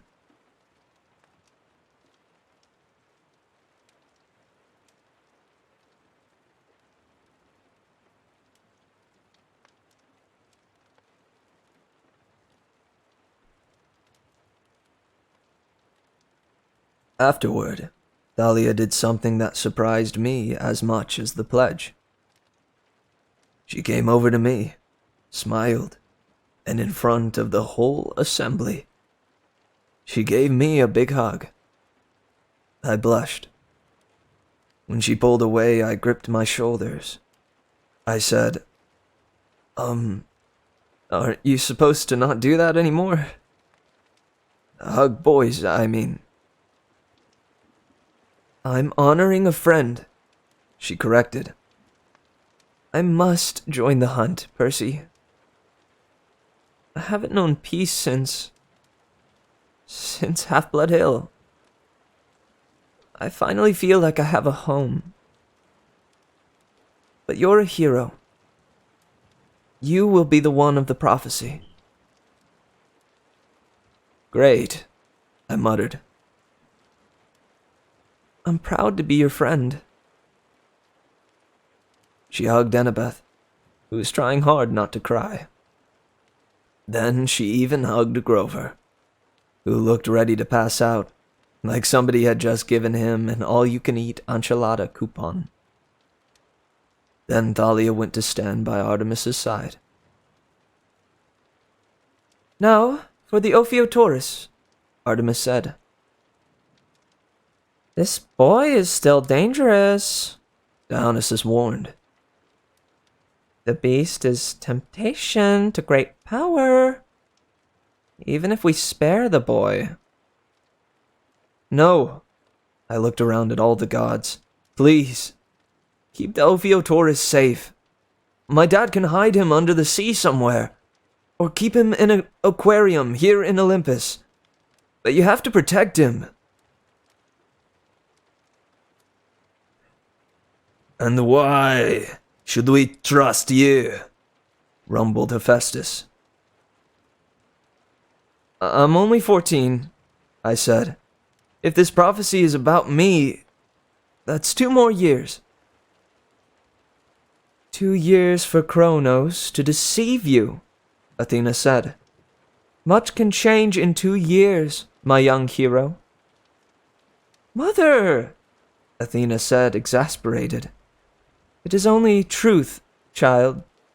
It is bad strategy to keep the animal alive. Or the boy. My father stood. I will not have a sea creature destroyed if I can help it. And I can help it.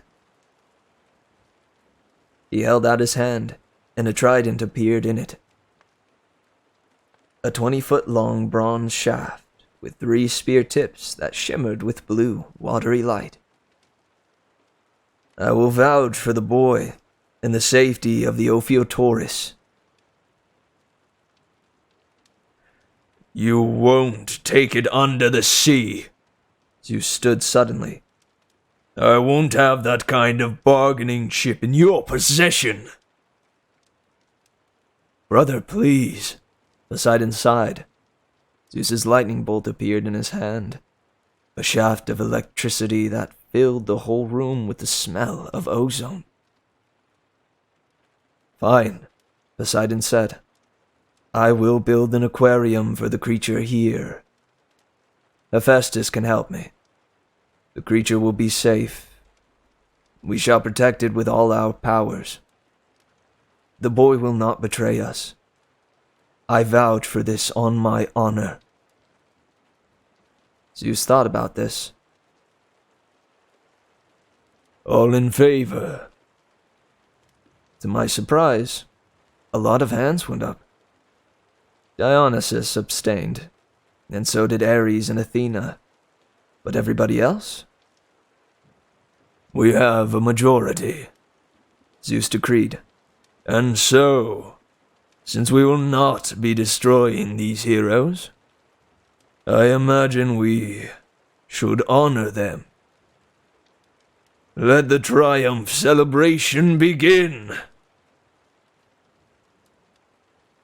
There are parties, and then there are huge, major blowout parties, and then there are Olympian parties. If you ever get a choice, go for the Olympian. The 9 muses cranked up the tunes, and I realized the music was whatever you wanted it to be. The gods could listen to classical, and the younger demigods heard hip-hop, or whatever. And it was all the same soundtrack. No arguments, no fights to change the radio station. Just requests to crank it up. Dionysus went around growing refreshment stands out of the ground. And a beautiful woman walked with him, arm in arm. His wife.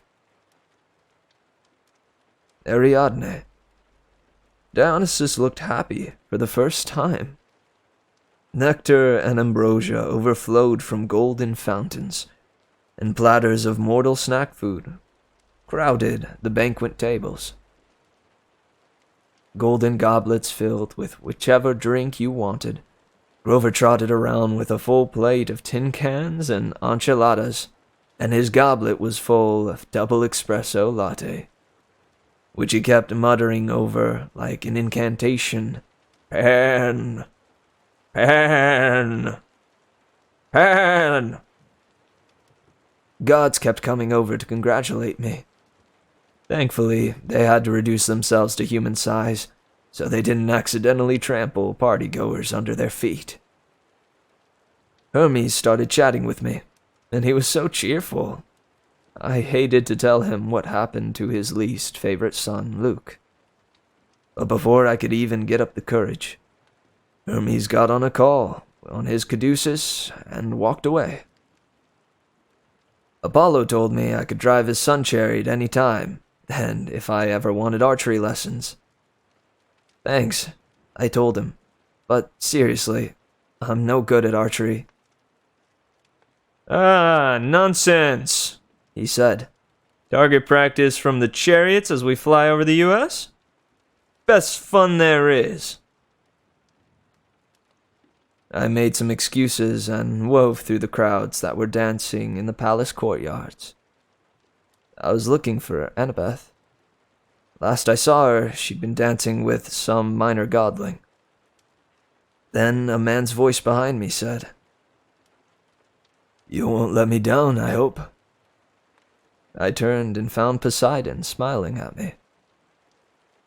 Dad. Hi. Hello, Percy. You've done well. His praise made me uneasy. I mean, it felt good, but I knew just how much he'd put himself on the line. Vouching for me. It would have been a lot easier to let the others disintegrate me. I won't let you down, I promised. He nodded. I had trouble reading God's emotions, but I wondered if he had some doubts. Your friend Luke. He's not my friend, I blurted out. Then I realized it was probably rude to interrupt. Sorry. Your former friend Luke, Poseidon corrected. He once promised things like that. He was Hermes' pride and joy. Just bear that in mind, Percy. Even the bravest can fall. Luke fell pretty hard, I agreed. He's dead. Poseidon shook his head. No, Percy. He's not. I stared at him. What? I believe Annabeth told you this. Luke still lives. I have seen it. His boat sails from San Francisco with the remains of Kronos even now. He will retreat and regroup before assaulting you again. I will do my best to destroy his boat with storms, but he was making alliances with my enemies, the older spirits of the ocean. They will fight to protect him. How can he be alive? I said. That fall should have killed him. Poseidon looked troubled. I don't know, Percy. But beware of him. He is more dangerous than ever. And the golden coffin is still with him. Still growing in strength. What about Atlas? I said. What's to prevent him from escaping again? Couldn't he just force some giant or something to take the sky from him? My father snorted in derision. If it were so easy, he would have escaped long ago. No, my son. The curse of the sky can only be forced upon a Titan. One of the children of Gaia and Uranus. Anyone else must choose to take the burden of their own free will. Only a hero, someone with strength, a true heart, and great courage would do such a thing.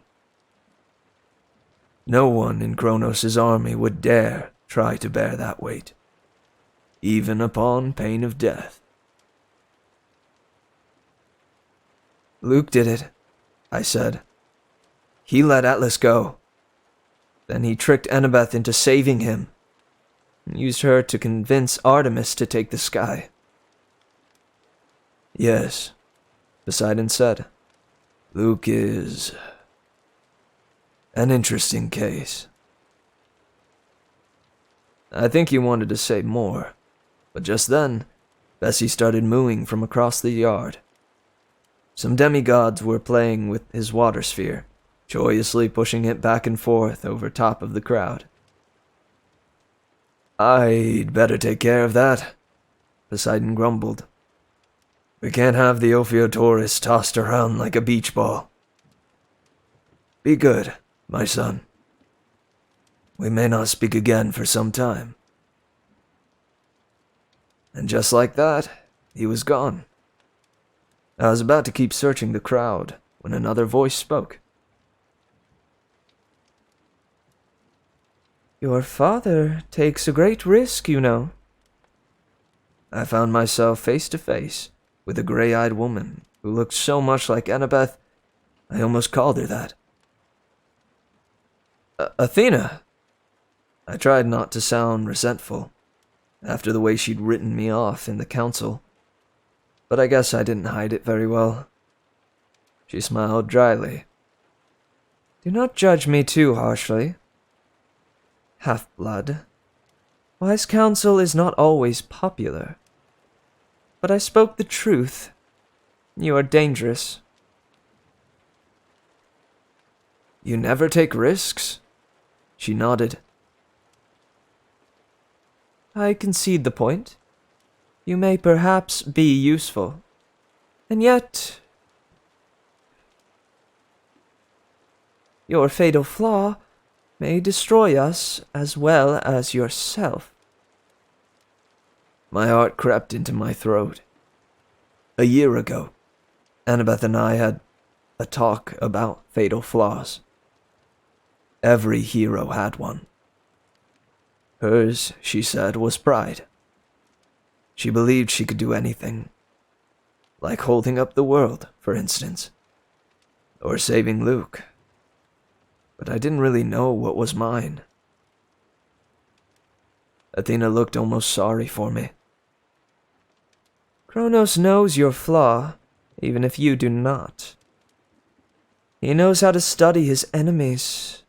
Think, Percy. How has he manipulated you? First, your mother was taken from you. Then your best friend, Grover. Now, my daughter, Annabeth. She paused, disapproving. In any case, your loved ones have been used to lure you into Kronos' traps. Your fatal flaw is personal loyalty, Percy. You do not know when it is time to cut your losses. To save a friend, you would sacrifice the world. In a hero of the prophecy, that is very, very dangerous. I balled my fists.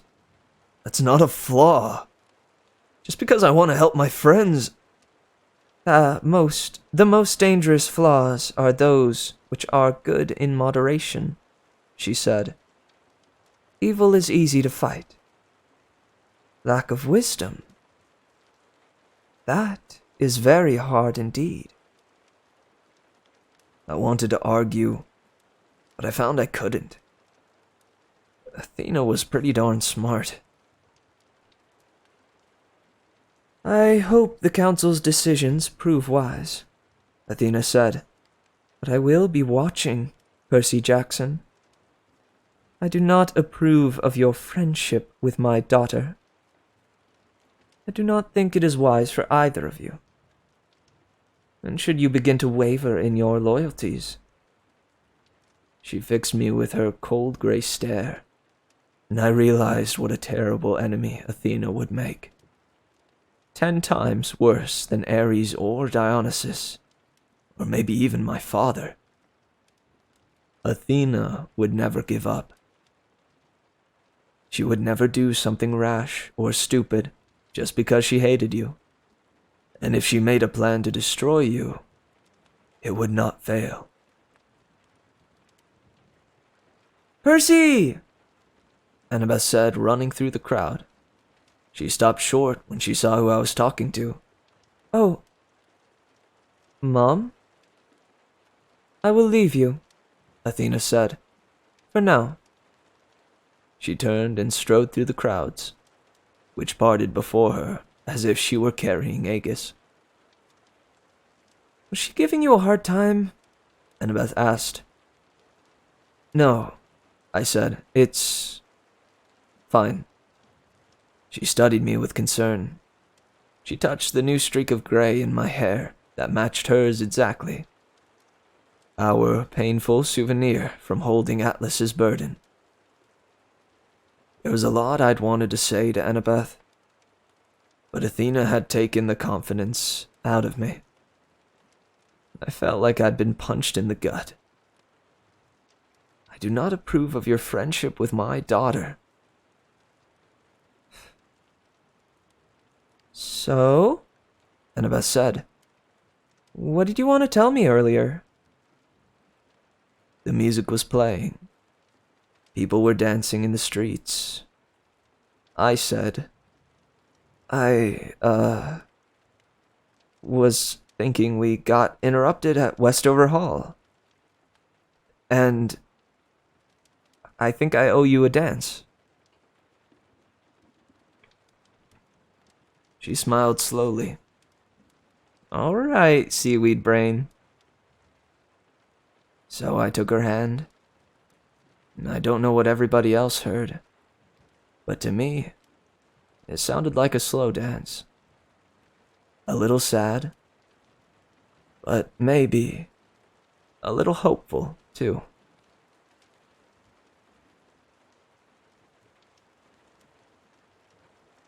Yo, what's up, Comet Dog? Welcome. We're just about to finish the book. Ah, sorry.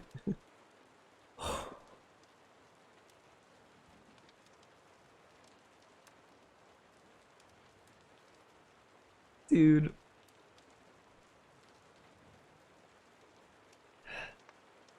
Frickin' Athena. What the heck?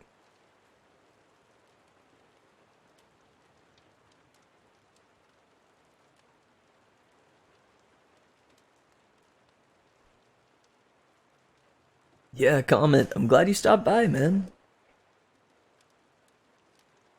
I'm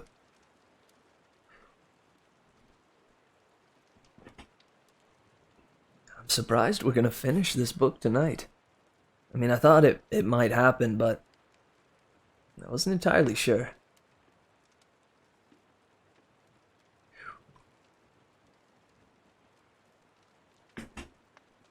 Well, in an effort to not go too terribly late, would you guys be alright if we continue to the end?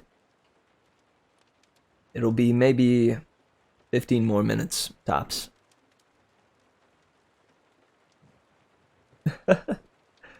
Yeah, you missed some really important chapters, man. Not gonna lie. Yeah, 17 and 18, especially.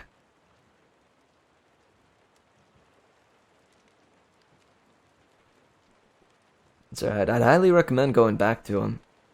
I also felt that out of the chapters that we've read tonight, I think my performance in 17 and 18 were tippity top notch, if I do say so myself.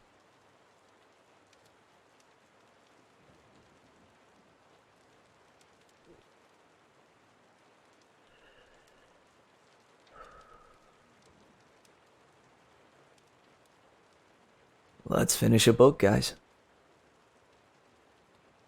20. I get a new enemy for Christmas. Before I left Olympus, I decided to make a few calls. It wasn't easy, but I finally found a quiet fountain in a corner garden and sent an iris message to my brother, Tyson, under the sea. I told him about our adventures and Bessie. He wanted to hear every detail about the cute baby cow serpent, and I assured him that Annabeth was safe. Finally, I got around to explaining how the shield he'd made me last summer had been damaged in the Manticore attack. Yay! Tyson said. That means it was good. It saved your life. It sure did, big guy, I said. But now it's ruined. Not ruined. Tyson promised. I will fix it. Oh, I will visit and fix it next summer. The idea picked me up instantly. I guess I hadn't realized how much I missed having Tyson around. Seriously? I asked. They'll let you take time off? Yeah. I have 2,741 magic swords. Tyson said proudly, showing me the newest blade. The boss says good work. He will let me take the whole summer off. I will visit camp. He talked for a while about war preparations and our dad's fight with the old sea gods, and all the cool things we could do together next summer. But then Tyson's boss started yelling at him, and he had to get back to work. I dug out my last golden drachma and made one more iris message. Sally Jackson, I said. Upper East Side, Manhattan. The mist shimmered, and there was my mom at our kitchen table, laughing and holding hands with her friend, Mr. Blowfish. I felt so embarrassed. I was about to wave my hand through the mist and cut our connection, but before I could, my mom saw me. Her eyes got wide. She let go of Mr. Blowfish's hand real quick. Oh, Paul, you know what? I left my writing journal in the living room. Do you mind getting it for me? Fine. Oh.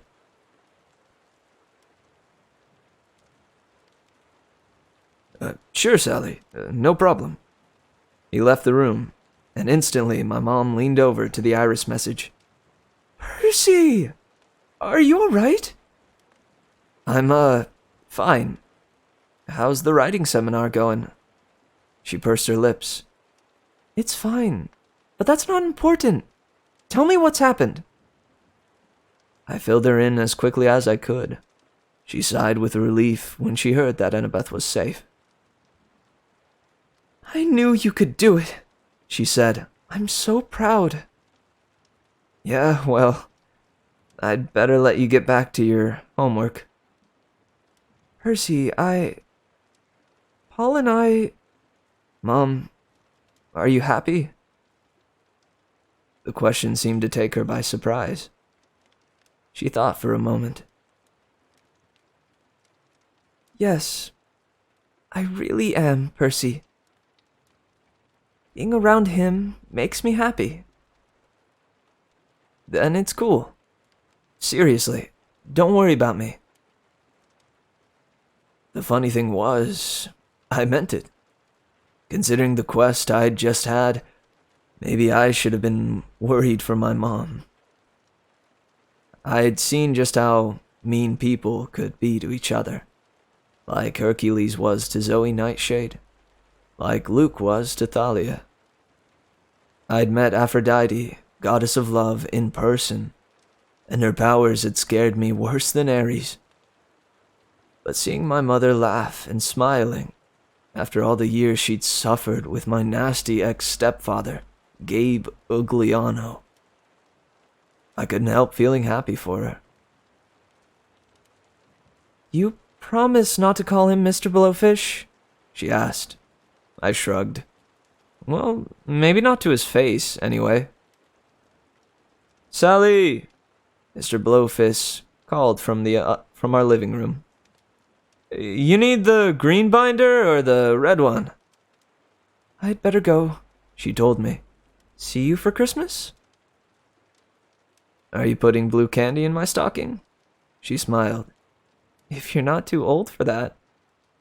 I'm never too old for candy. I'll see you then. She waved her hand across the mist. Her image disappeared, and I thought to myself that Thalia had been right.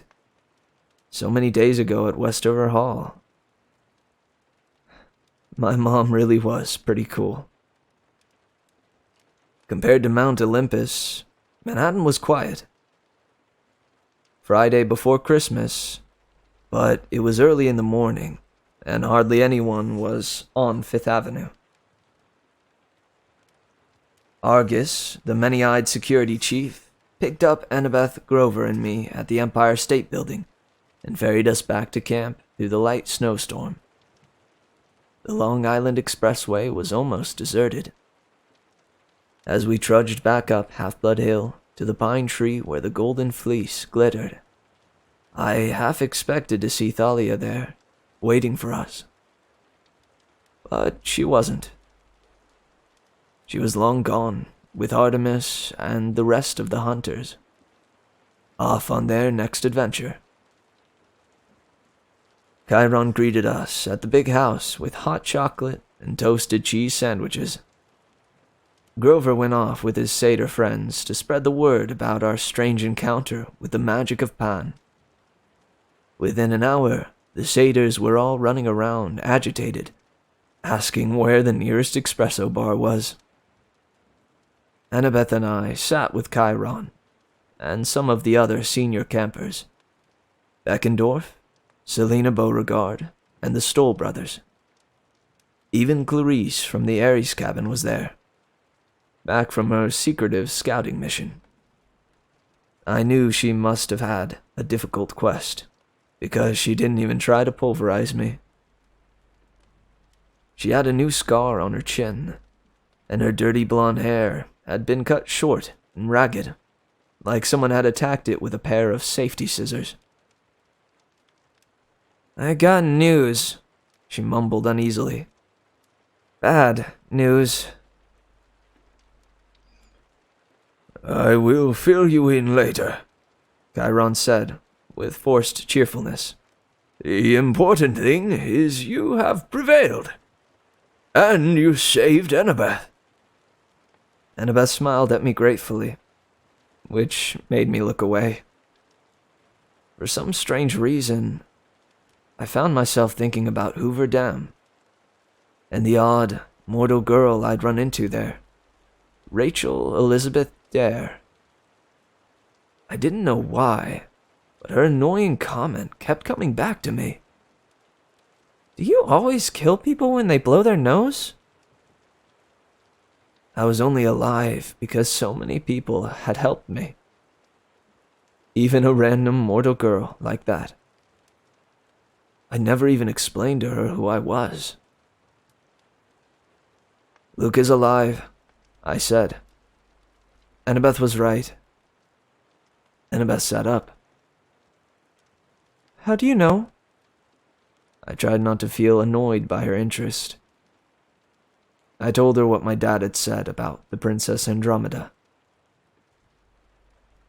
"Well," Annabeth shifted uncomfortably in her chair.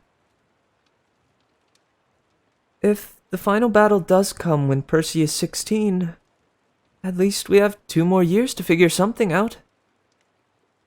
I had a feeling that when she said, "figure something out," she meant get Luke to change his ways. Which annoyed me even more. Chiron's expression was gloomy. Sitting by the fire in his wheelchair, he looked really old. I mean, he was really old, but he usually didn't look it.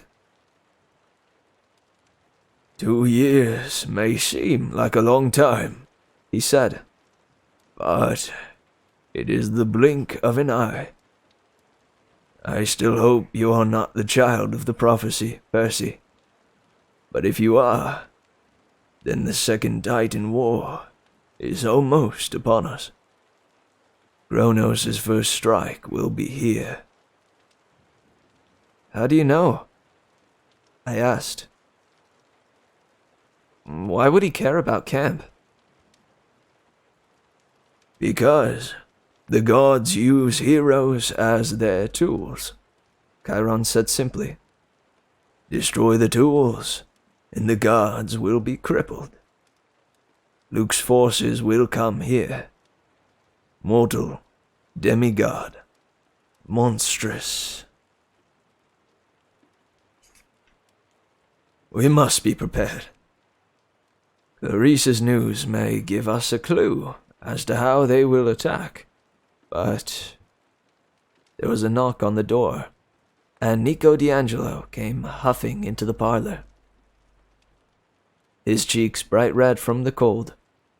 He was smiling, but he looked around anxiously. "Hey!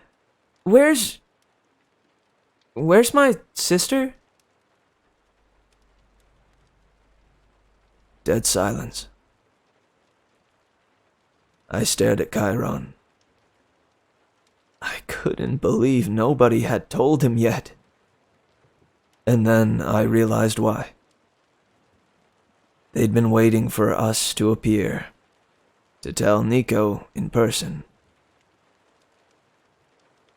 That was the last thing I wanted to do, but I owed it to Bianca.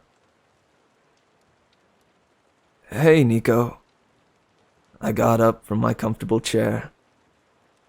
"Let's take a walk, okay? We need to talk."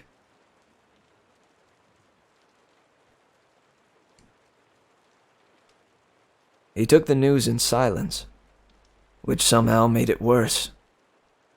I kept talking, trying to explain how it had happened, how Bianca had sacrificed herself to save the quest. But I felt like I was only making things worse. She wanted you to have this. I brought out the little god figurine Bianca had found in the junkyard. Nico held it in his palm and stared at it. We were standing at the dining pavilion, just where we'd spoken before I went on the quest. The wind was bitter cold, even with the camp's magical weather protection. Snow fell lightly against the marble steps.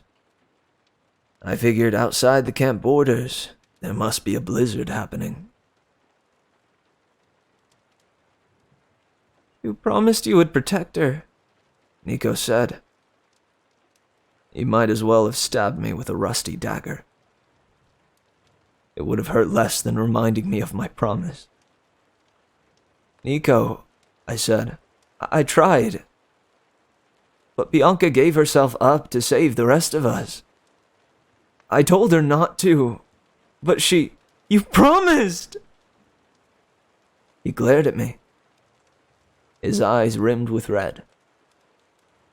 He closed his small fist around the god statue. I shouldn't have trusted you, his voice broke. You lied to me. My nightmares were right. Wait, what nightmares? He flung the god statue to the ground. It clattered across the icy marble. I hate you! She might be alive, I said desperately. I don't know for sure. She's dead. He closed his eyes. His whole body trembled with rage. I should have known it earlier. She's in the fields of Asphodel, standing before the judges right now, being evaluated. I can feel it. What do you mean, you can feel it? Before I could answer, I heard some new sound behind me. A hissing, clattering noise I recognized all too well. I drew my sword and Nico gasped. I whirled and found myself facing 4 skeletal warriors. They grinned, fleshless grins, and advanced with swords drawn. I wasn't sure how they'd made it inside the camp, but it didn't matter. I'd never get help in time. You're trying to kill me! Nico screamed. You brought these things! No! I mean, yes, they followed me, but no! Nico, run! They can't be destroyed. I don't trust you! The first skeleton charged. I knocked aside its blade, but the other 3 kept coming. I sliced one in half, but immediately it began to knit back together. I knocked another's head off, but it just kept fighting. Run, Nico! I yelled. Get help! No! He pressed his ears to his hands. Pressed his hands to his ears.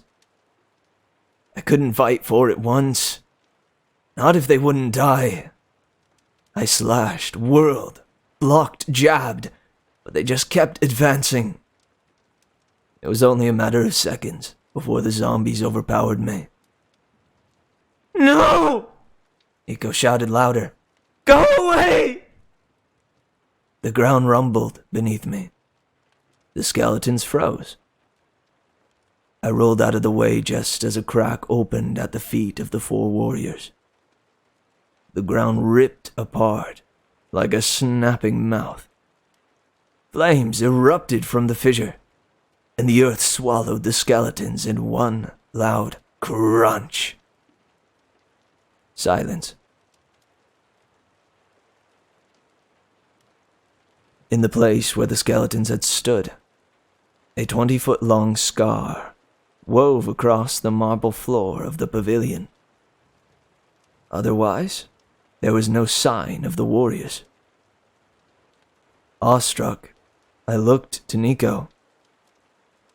How did you... Go away! He yelled. I hate you! I wish you were dead! The ground didn't swallow me up, but Nico ran down the steps, heading towards the woods. I started to follow, but slipped and fell to the icy steps. When I got up, I noticed what I'd slipped on. I picked up the god statue Bianca had retrieved from the junkyard for Nico. The only statue he didn't have, she'd said. A last gift from his sister. I stared at it with dread, because now I understood why the face looked familiar. I'd seen it before. It was a statue of Hades, Lord of the Dead.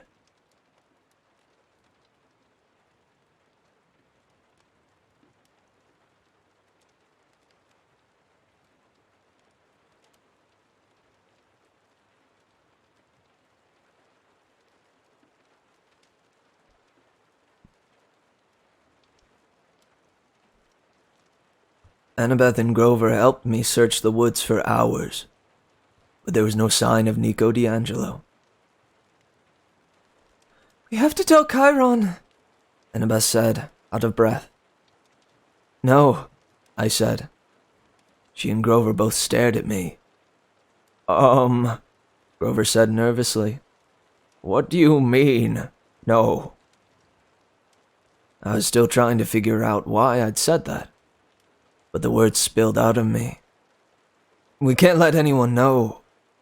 I don't think anyone realizes that Nico is a son of Hades, Annabeth said. Percy, do you have any idea how serious this is? Even Hades broke the oath. This is horrible. I don't think so, I said. I don't think Hades broke the oath. What?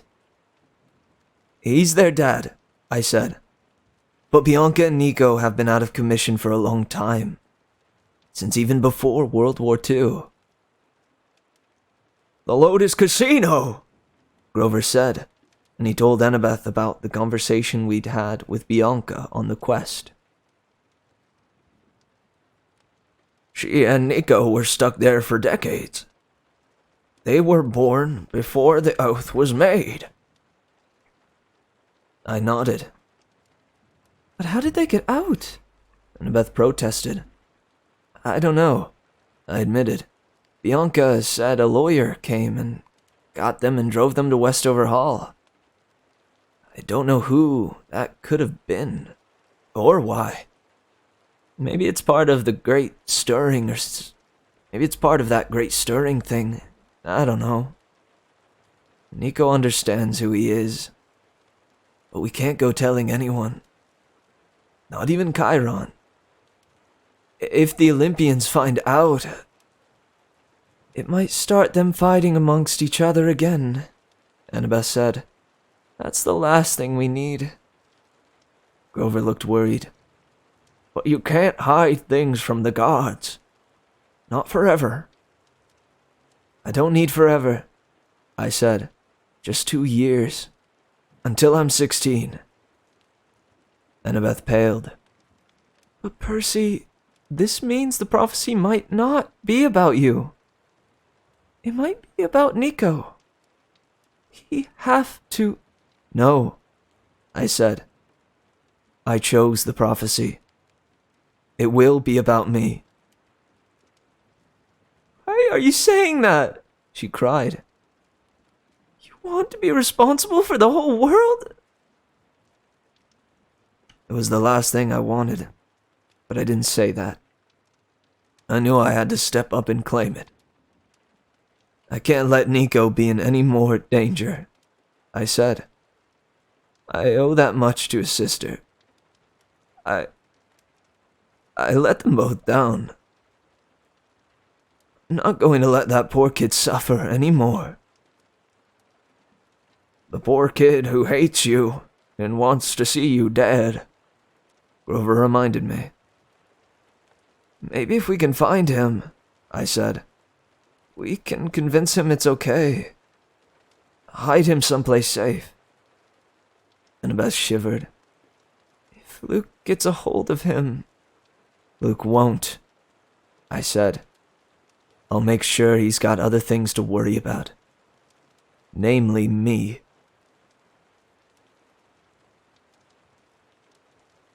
I wasn't sure Chiron believed the story Annabeth and I told him.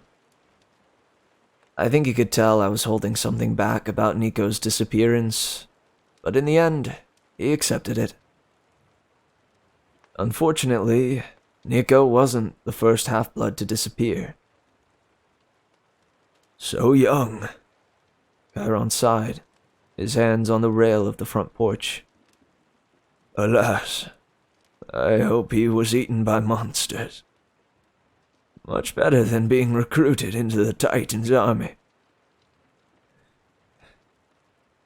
That idea made me really uneasy. I almost changed my mind about telling Chiron, but I didn't. You really think the first attack will be here? I asked. Chiron stared at the snow falling on the hills. I could see smoke from the Dragon Guardian at the pine tree. The glitter of the distant fleece.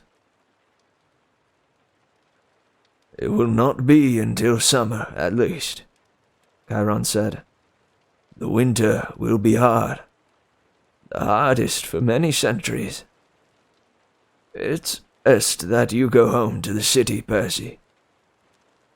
To try to keep your mind on school and rest. You will need rest.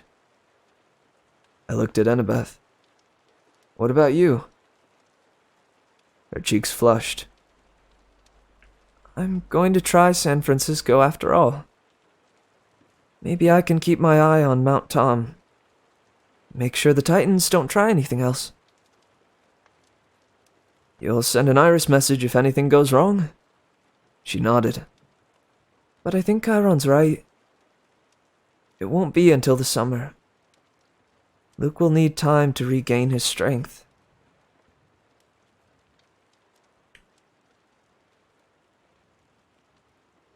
I didn't like the idea of waiting. Then again, next August I would be turning 15.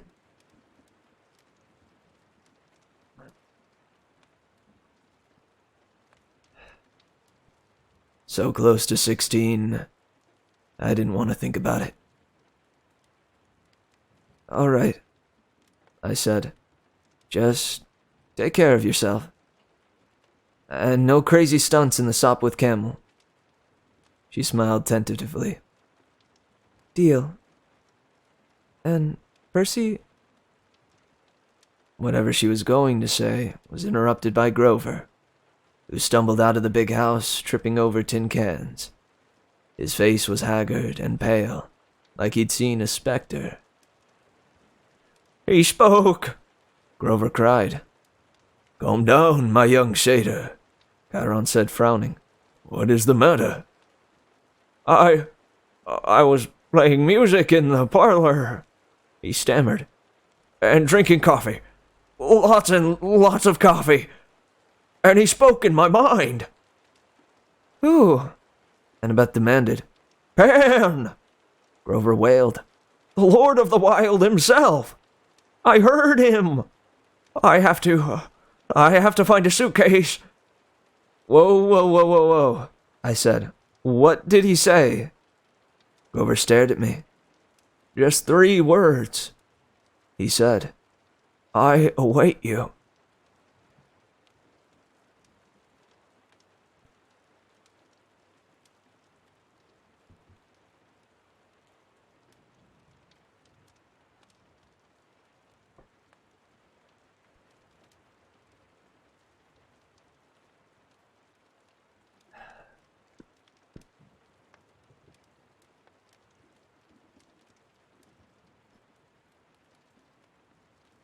What's up, Code?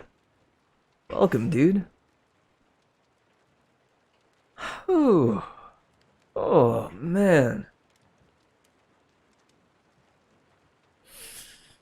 Grover, why you gotta interrupt Annabeth like that? Come on, man.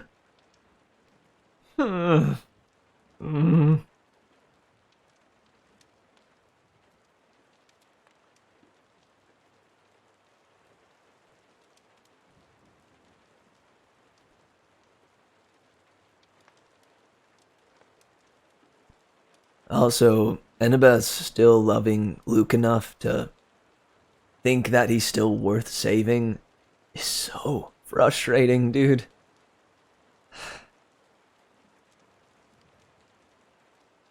Especially if what I remember about the following books is correct.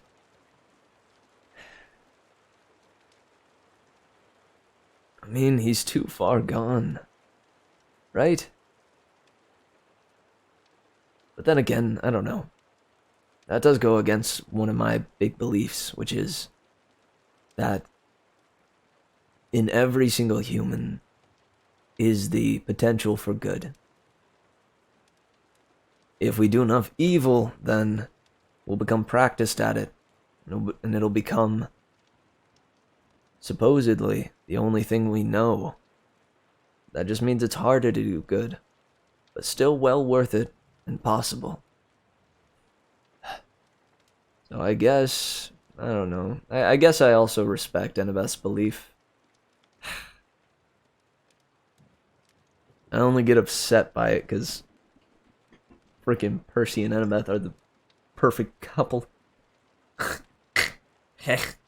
Yeah.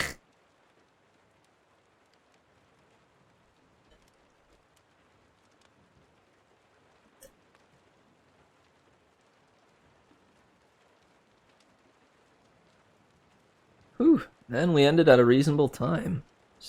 Solid. Also, I see that shite in the chat. Definitely, man, the whole pan thing. I think it's wicked that that's been something that's been spanning and hinted at throughout the entire series. And now, supposedly, we gonna meet Pan in the next book. It's pretty wicked.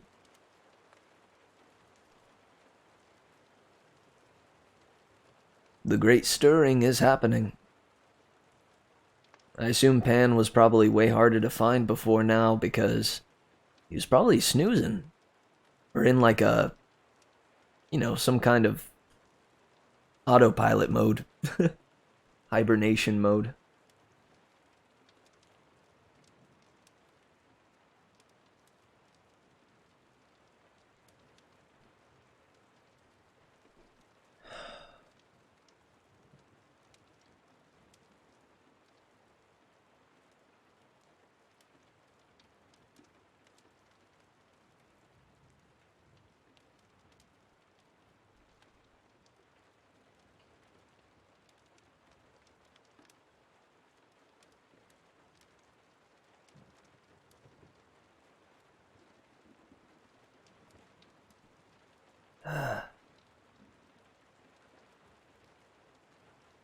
Favorite part from these chapters?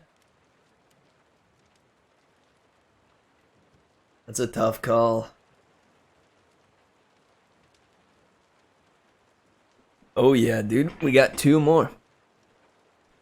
Two more, baby. Yeah, in fact, hang on.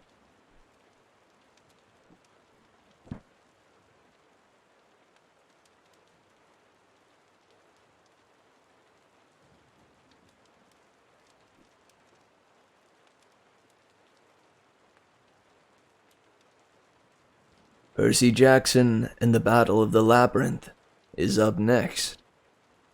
Ooh. Look at that artwork, man. It's pretty killer.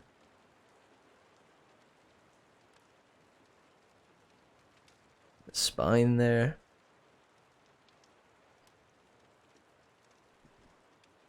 That's your favorite book of the series?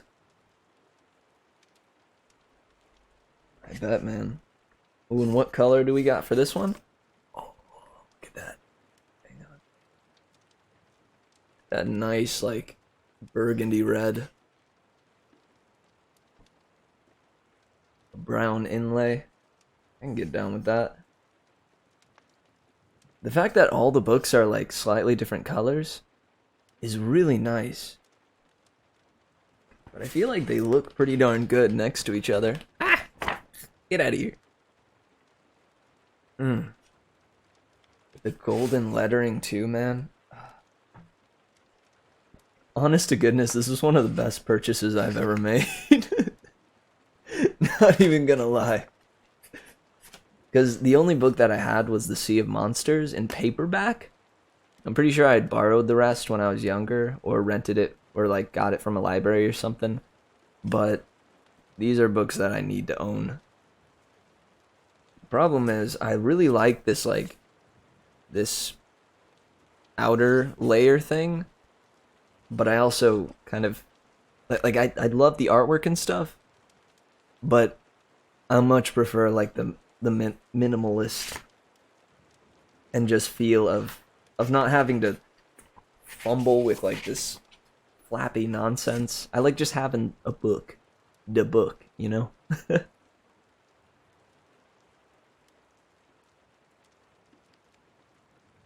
You used to tell them apart just by the colors.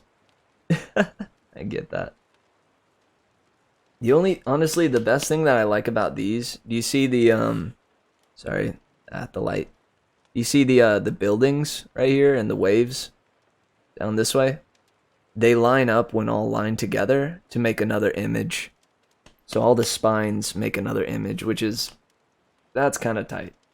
I dig that, but still, I prefer the book.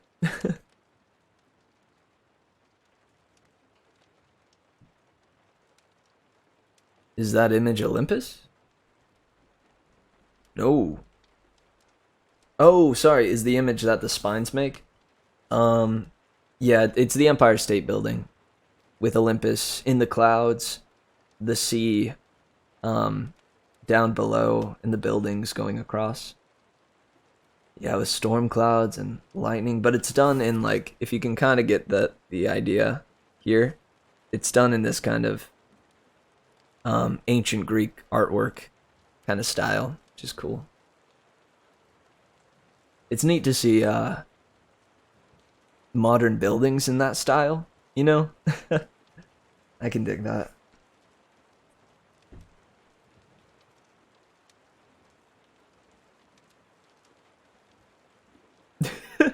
The we're all gonna die style. The ancient prophecy style.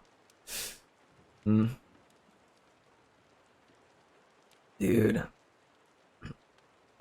It would be safer if Percy was just not alive. How would that feel?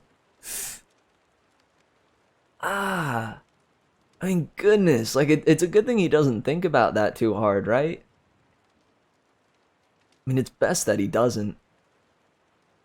If I started just thinking to myself, man, if I just wasn't alive, we'd have nothing to worry about. Also, I hope I did that last chapter justice. I really love that encounter between Nico and Percy. How it escalates, how it mentions, you know, Nico's voice breaking, at the sheer emotion from what he was feeling. And then the skeleton showing up, Nico thinking it was like, thinking irrationally and thinking, oh, you're trying to kill me, and then causing this huge crack in the ground. He severs the earth. Gosh, it's the first like display of Nico's true power, and it's so cool, dude. So cool.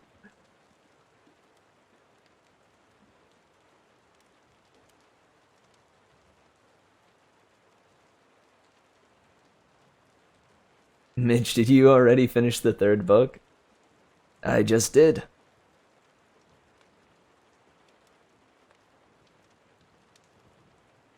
Who's actually right?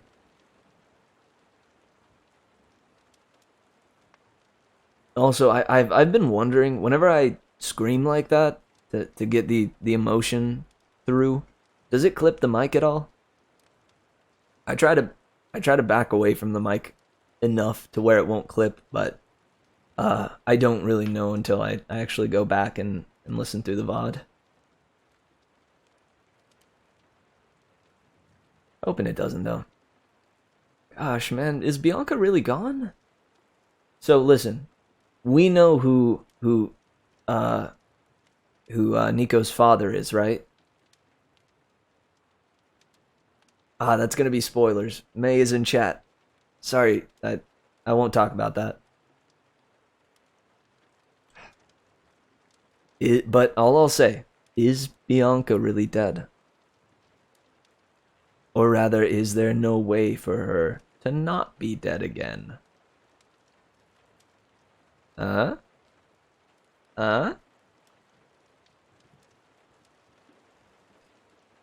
Honestly, we got through this one and the last one super fast.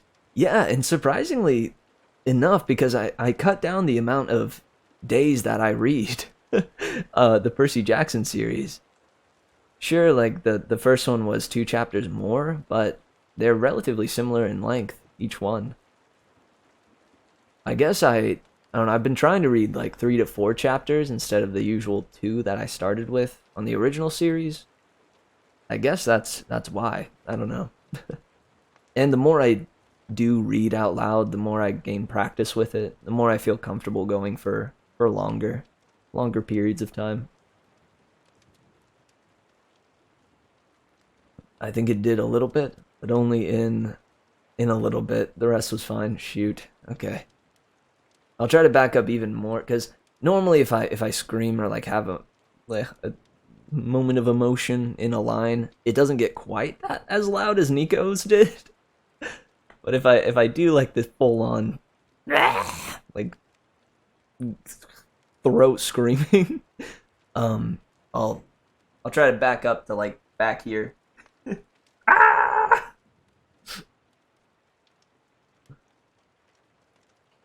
I also apparently can't make sentences. It's okay, man. It's only Twitch chat. The phrases come and go, so fear not. But the fact that you actually scream is really, really rad. Yeah, I will say I feel as though that's something that sets me apart from regular audiobooks, right? One thing is that we get to talk with each other about the chapter once it's over, have a little discussion, and hang out for a bit. It's live, which is kind of neat, and then I also try to, like truly act out what's happening in it, and I don't know, try to ham it up as best I can. Instead of just reading kind of at a solid pace. I don't know though, I feel like a lot of audiobooks do a great job at still expressing all that emotion, but keeping a solid tone or a solid volume level the whole time. And it's impressive to me. I'm not sure how they do that. You need to express it more next time when a strike is being described. Punch a hole in your wall for dramatic effect. Oh yeah. Yeah.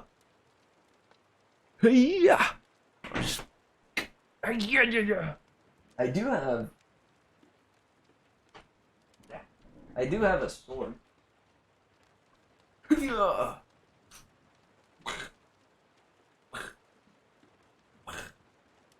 Yeah.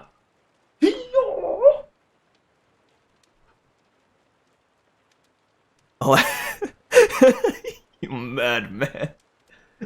Yeah, dude, I'll act out all the scenes. The only thing that would be trouble is trying to figure out how to transform into a monster, right? How does that work? You guys think I could become a manticore? Maybe if I really try.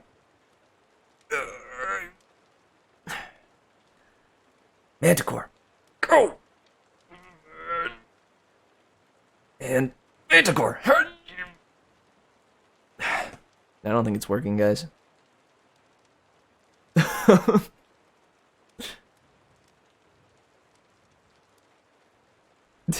Nah, dude. Are you kidding me? There's plenty of people with random swords. I got that one because a family friend of ours was moving, and I went to help unload and pack up like their stuff. And the guy, I can give you his first name, Caleb, was like, "Hey, dude, I have this sword, so you know, and I don't really have space for it anymore. You want a sword?" And I was like, freaking yeah. I mean, I think I was like in high school at the time too, so I was, of course I want a sword. Are you kidding me? um, hey bro, you want a sword? Dude, and you know what? Like, what wigged me out about it is how like lethal this thing looks. This is a dang blade. I don't know. I don't think it's sharp though.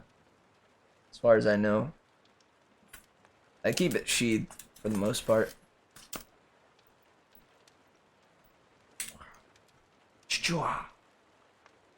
How about an axe?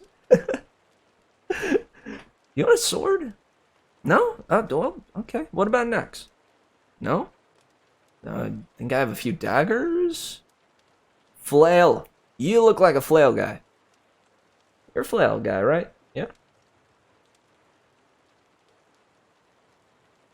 For real. I think he just didn't want it anymore. Or thought it would be in better hands. With me. I don't think it's sharp. Mitch 2020. Right before he died. Rip. I have actual sharp things, lol. Not swords, but a couple of knives that I collect. Heck yeah, dude. Nice. Yeah, I feel like knives would be cool. I wouldn't know what to do with them, though. I like the idea of having a display case of some sort. Like, for swords. I talked about this with, like, how I think having a katana would be really sick. But in reality, I'm never gonna use that thing. Like, what would I use that for? But I think it would make a crazy awesome decoration in a display case or up on a wall. Yeah. Chopping onions. That'll do. You know, I'm gonna use my sword tomorrow to cook. I'm gonna slice my sandwich with it. Gah! If I tried to do that though, my sandwich would explode. I'm pretty sure. Imagination versus reality. Visitors come by. Yo, how'd you get that katana? Mitch, I was trained in the mystic arts. You wouldn't understand. In fact, leave this place at once. Come back once you have trained. And challenge me then. Can we get a cooking with Mitch stream? Ooh, that'd be fun. I do meal prep on Sundays.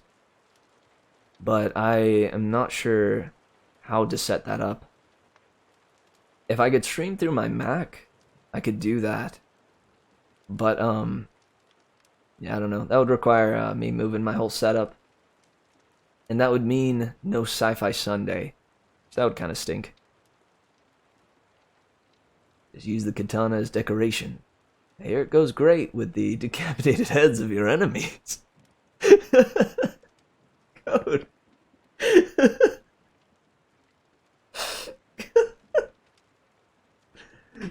Dude, how did I not think of that before? I was gonna put it up there with like a shield or something, but what am I thinking? I have a weird mix of knives, books, and instruments in my room. Well, heck yeah, man. Good combo. I would love a cooking stream. That would be fun. It could be fun to prepare too, and get it, and do it up.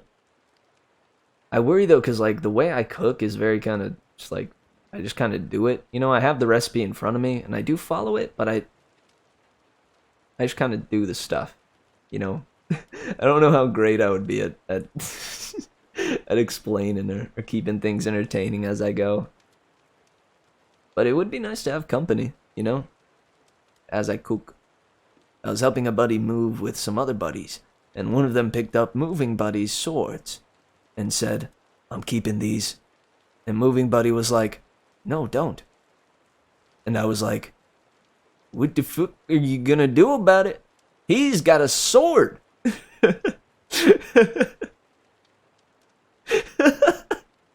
You got a good point, dude.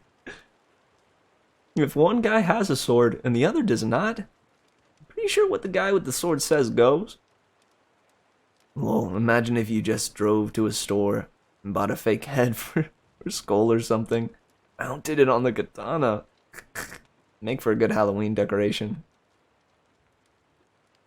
Cooking while reading. Oh man. I guess I could read like little stuff in between as stuff is cooking, because it wouldn't be like a normal cooking show, right? Where you go like, oh, and then you put these ingredients together, and then it goes in the oven, and then they turn around and just take it out of the oven 5 seconds later, and are like, whoa, now that that's all done, heck yeah, we can move on to the next thing. I'd be like, all right, time to put this in the oven for 30 minutes, and now we're about to wait for 30 minutes, so that, yeah, that's a thing.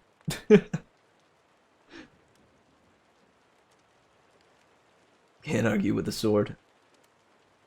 You could use recipes. I most likely would. And then you do this simple move. Flips the salt over the head while juggling 12 pancakes simultaneously. Ah, dude.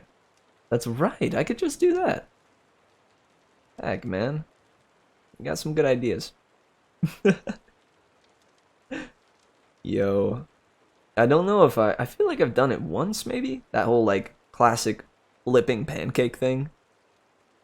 I don't think it was, like, a super good one, but I did do it. I might have done that with an egg before, too. That was a proud moment in my life. You know, fried egg.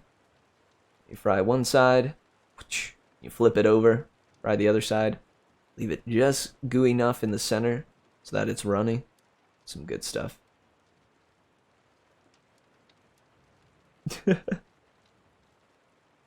And now for the next step. Flip the salt over your head while juggling 12 pancakes simultaneously. Go ahead. Hope you're following along at home.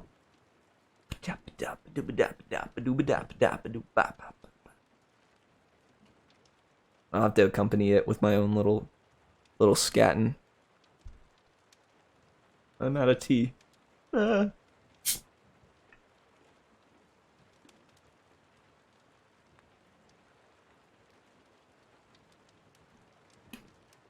cooking stream. I'll tell you what, if I can figure out how to, like, if my subscription to Streamlabs does carry over and I can download that on my Mac, I could consider doing some other streams like that.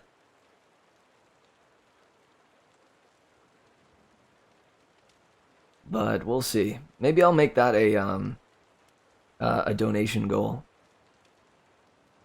That would be good.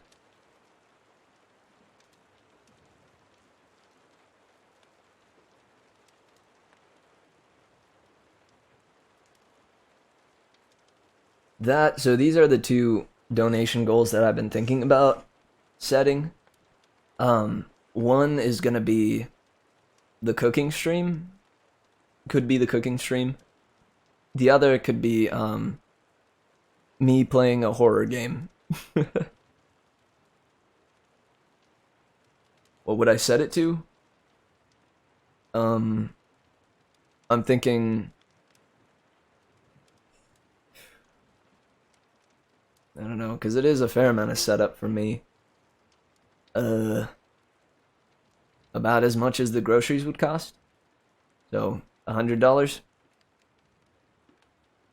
And then we'll have the stretch goal be just 50 more. We get to 100. I do the cooking stream. We get to 150. I do the horror game. on Saturday.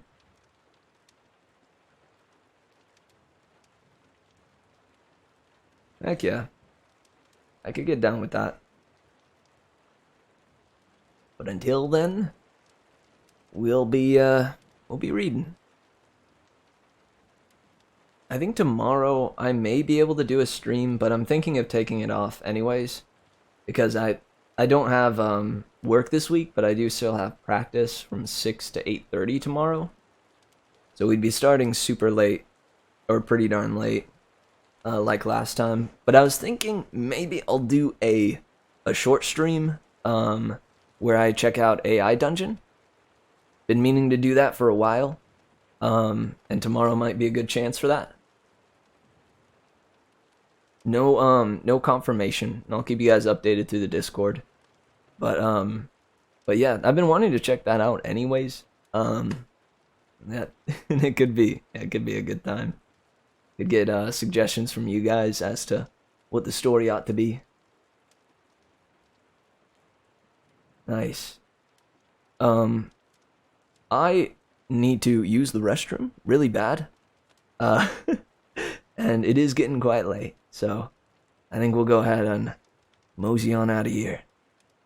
But thank you so much. I'm so happy to see all these wildflowers swaying along to the dulcet tones of Merry Mitch.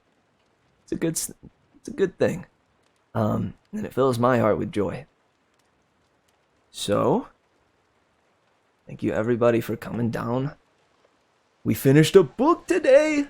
Let's go. I'm glad I was able to be here tonight. And I'm glad we finished up a heck of a story. Much love, everybody. And as always, be sure to take the merriment we nurtured tonight. Bring it into your heart. Take it with you to bed. Let it seep into your dreams. And let it flourish into the morrow. I love you guys so much. Don't forget that. Be sure to find joy in the little things during the day. Good night, everybody. Keep on swaying, my wildflowers. Till next time.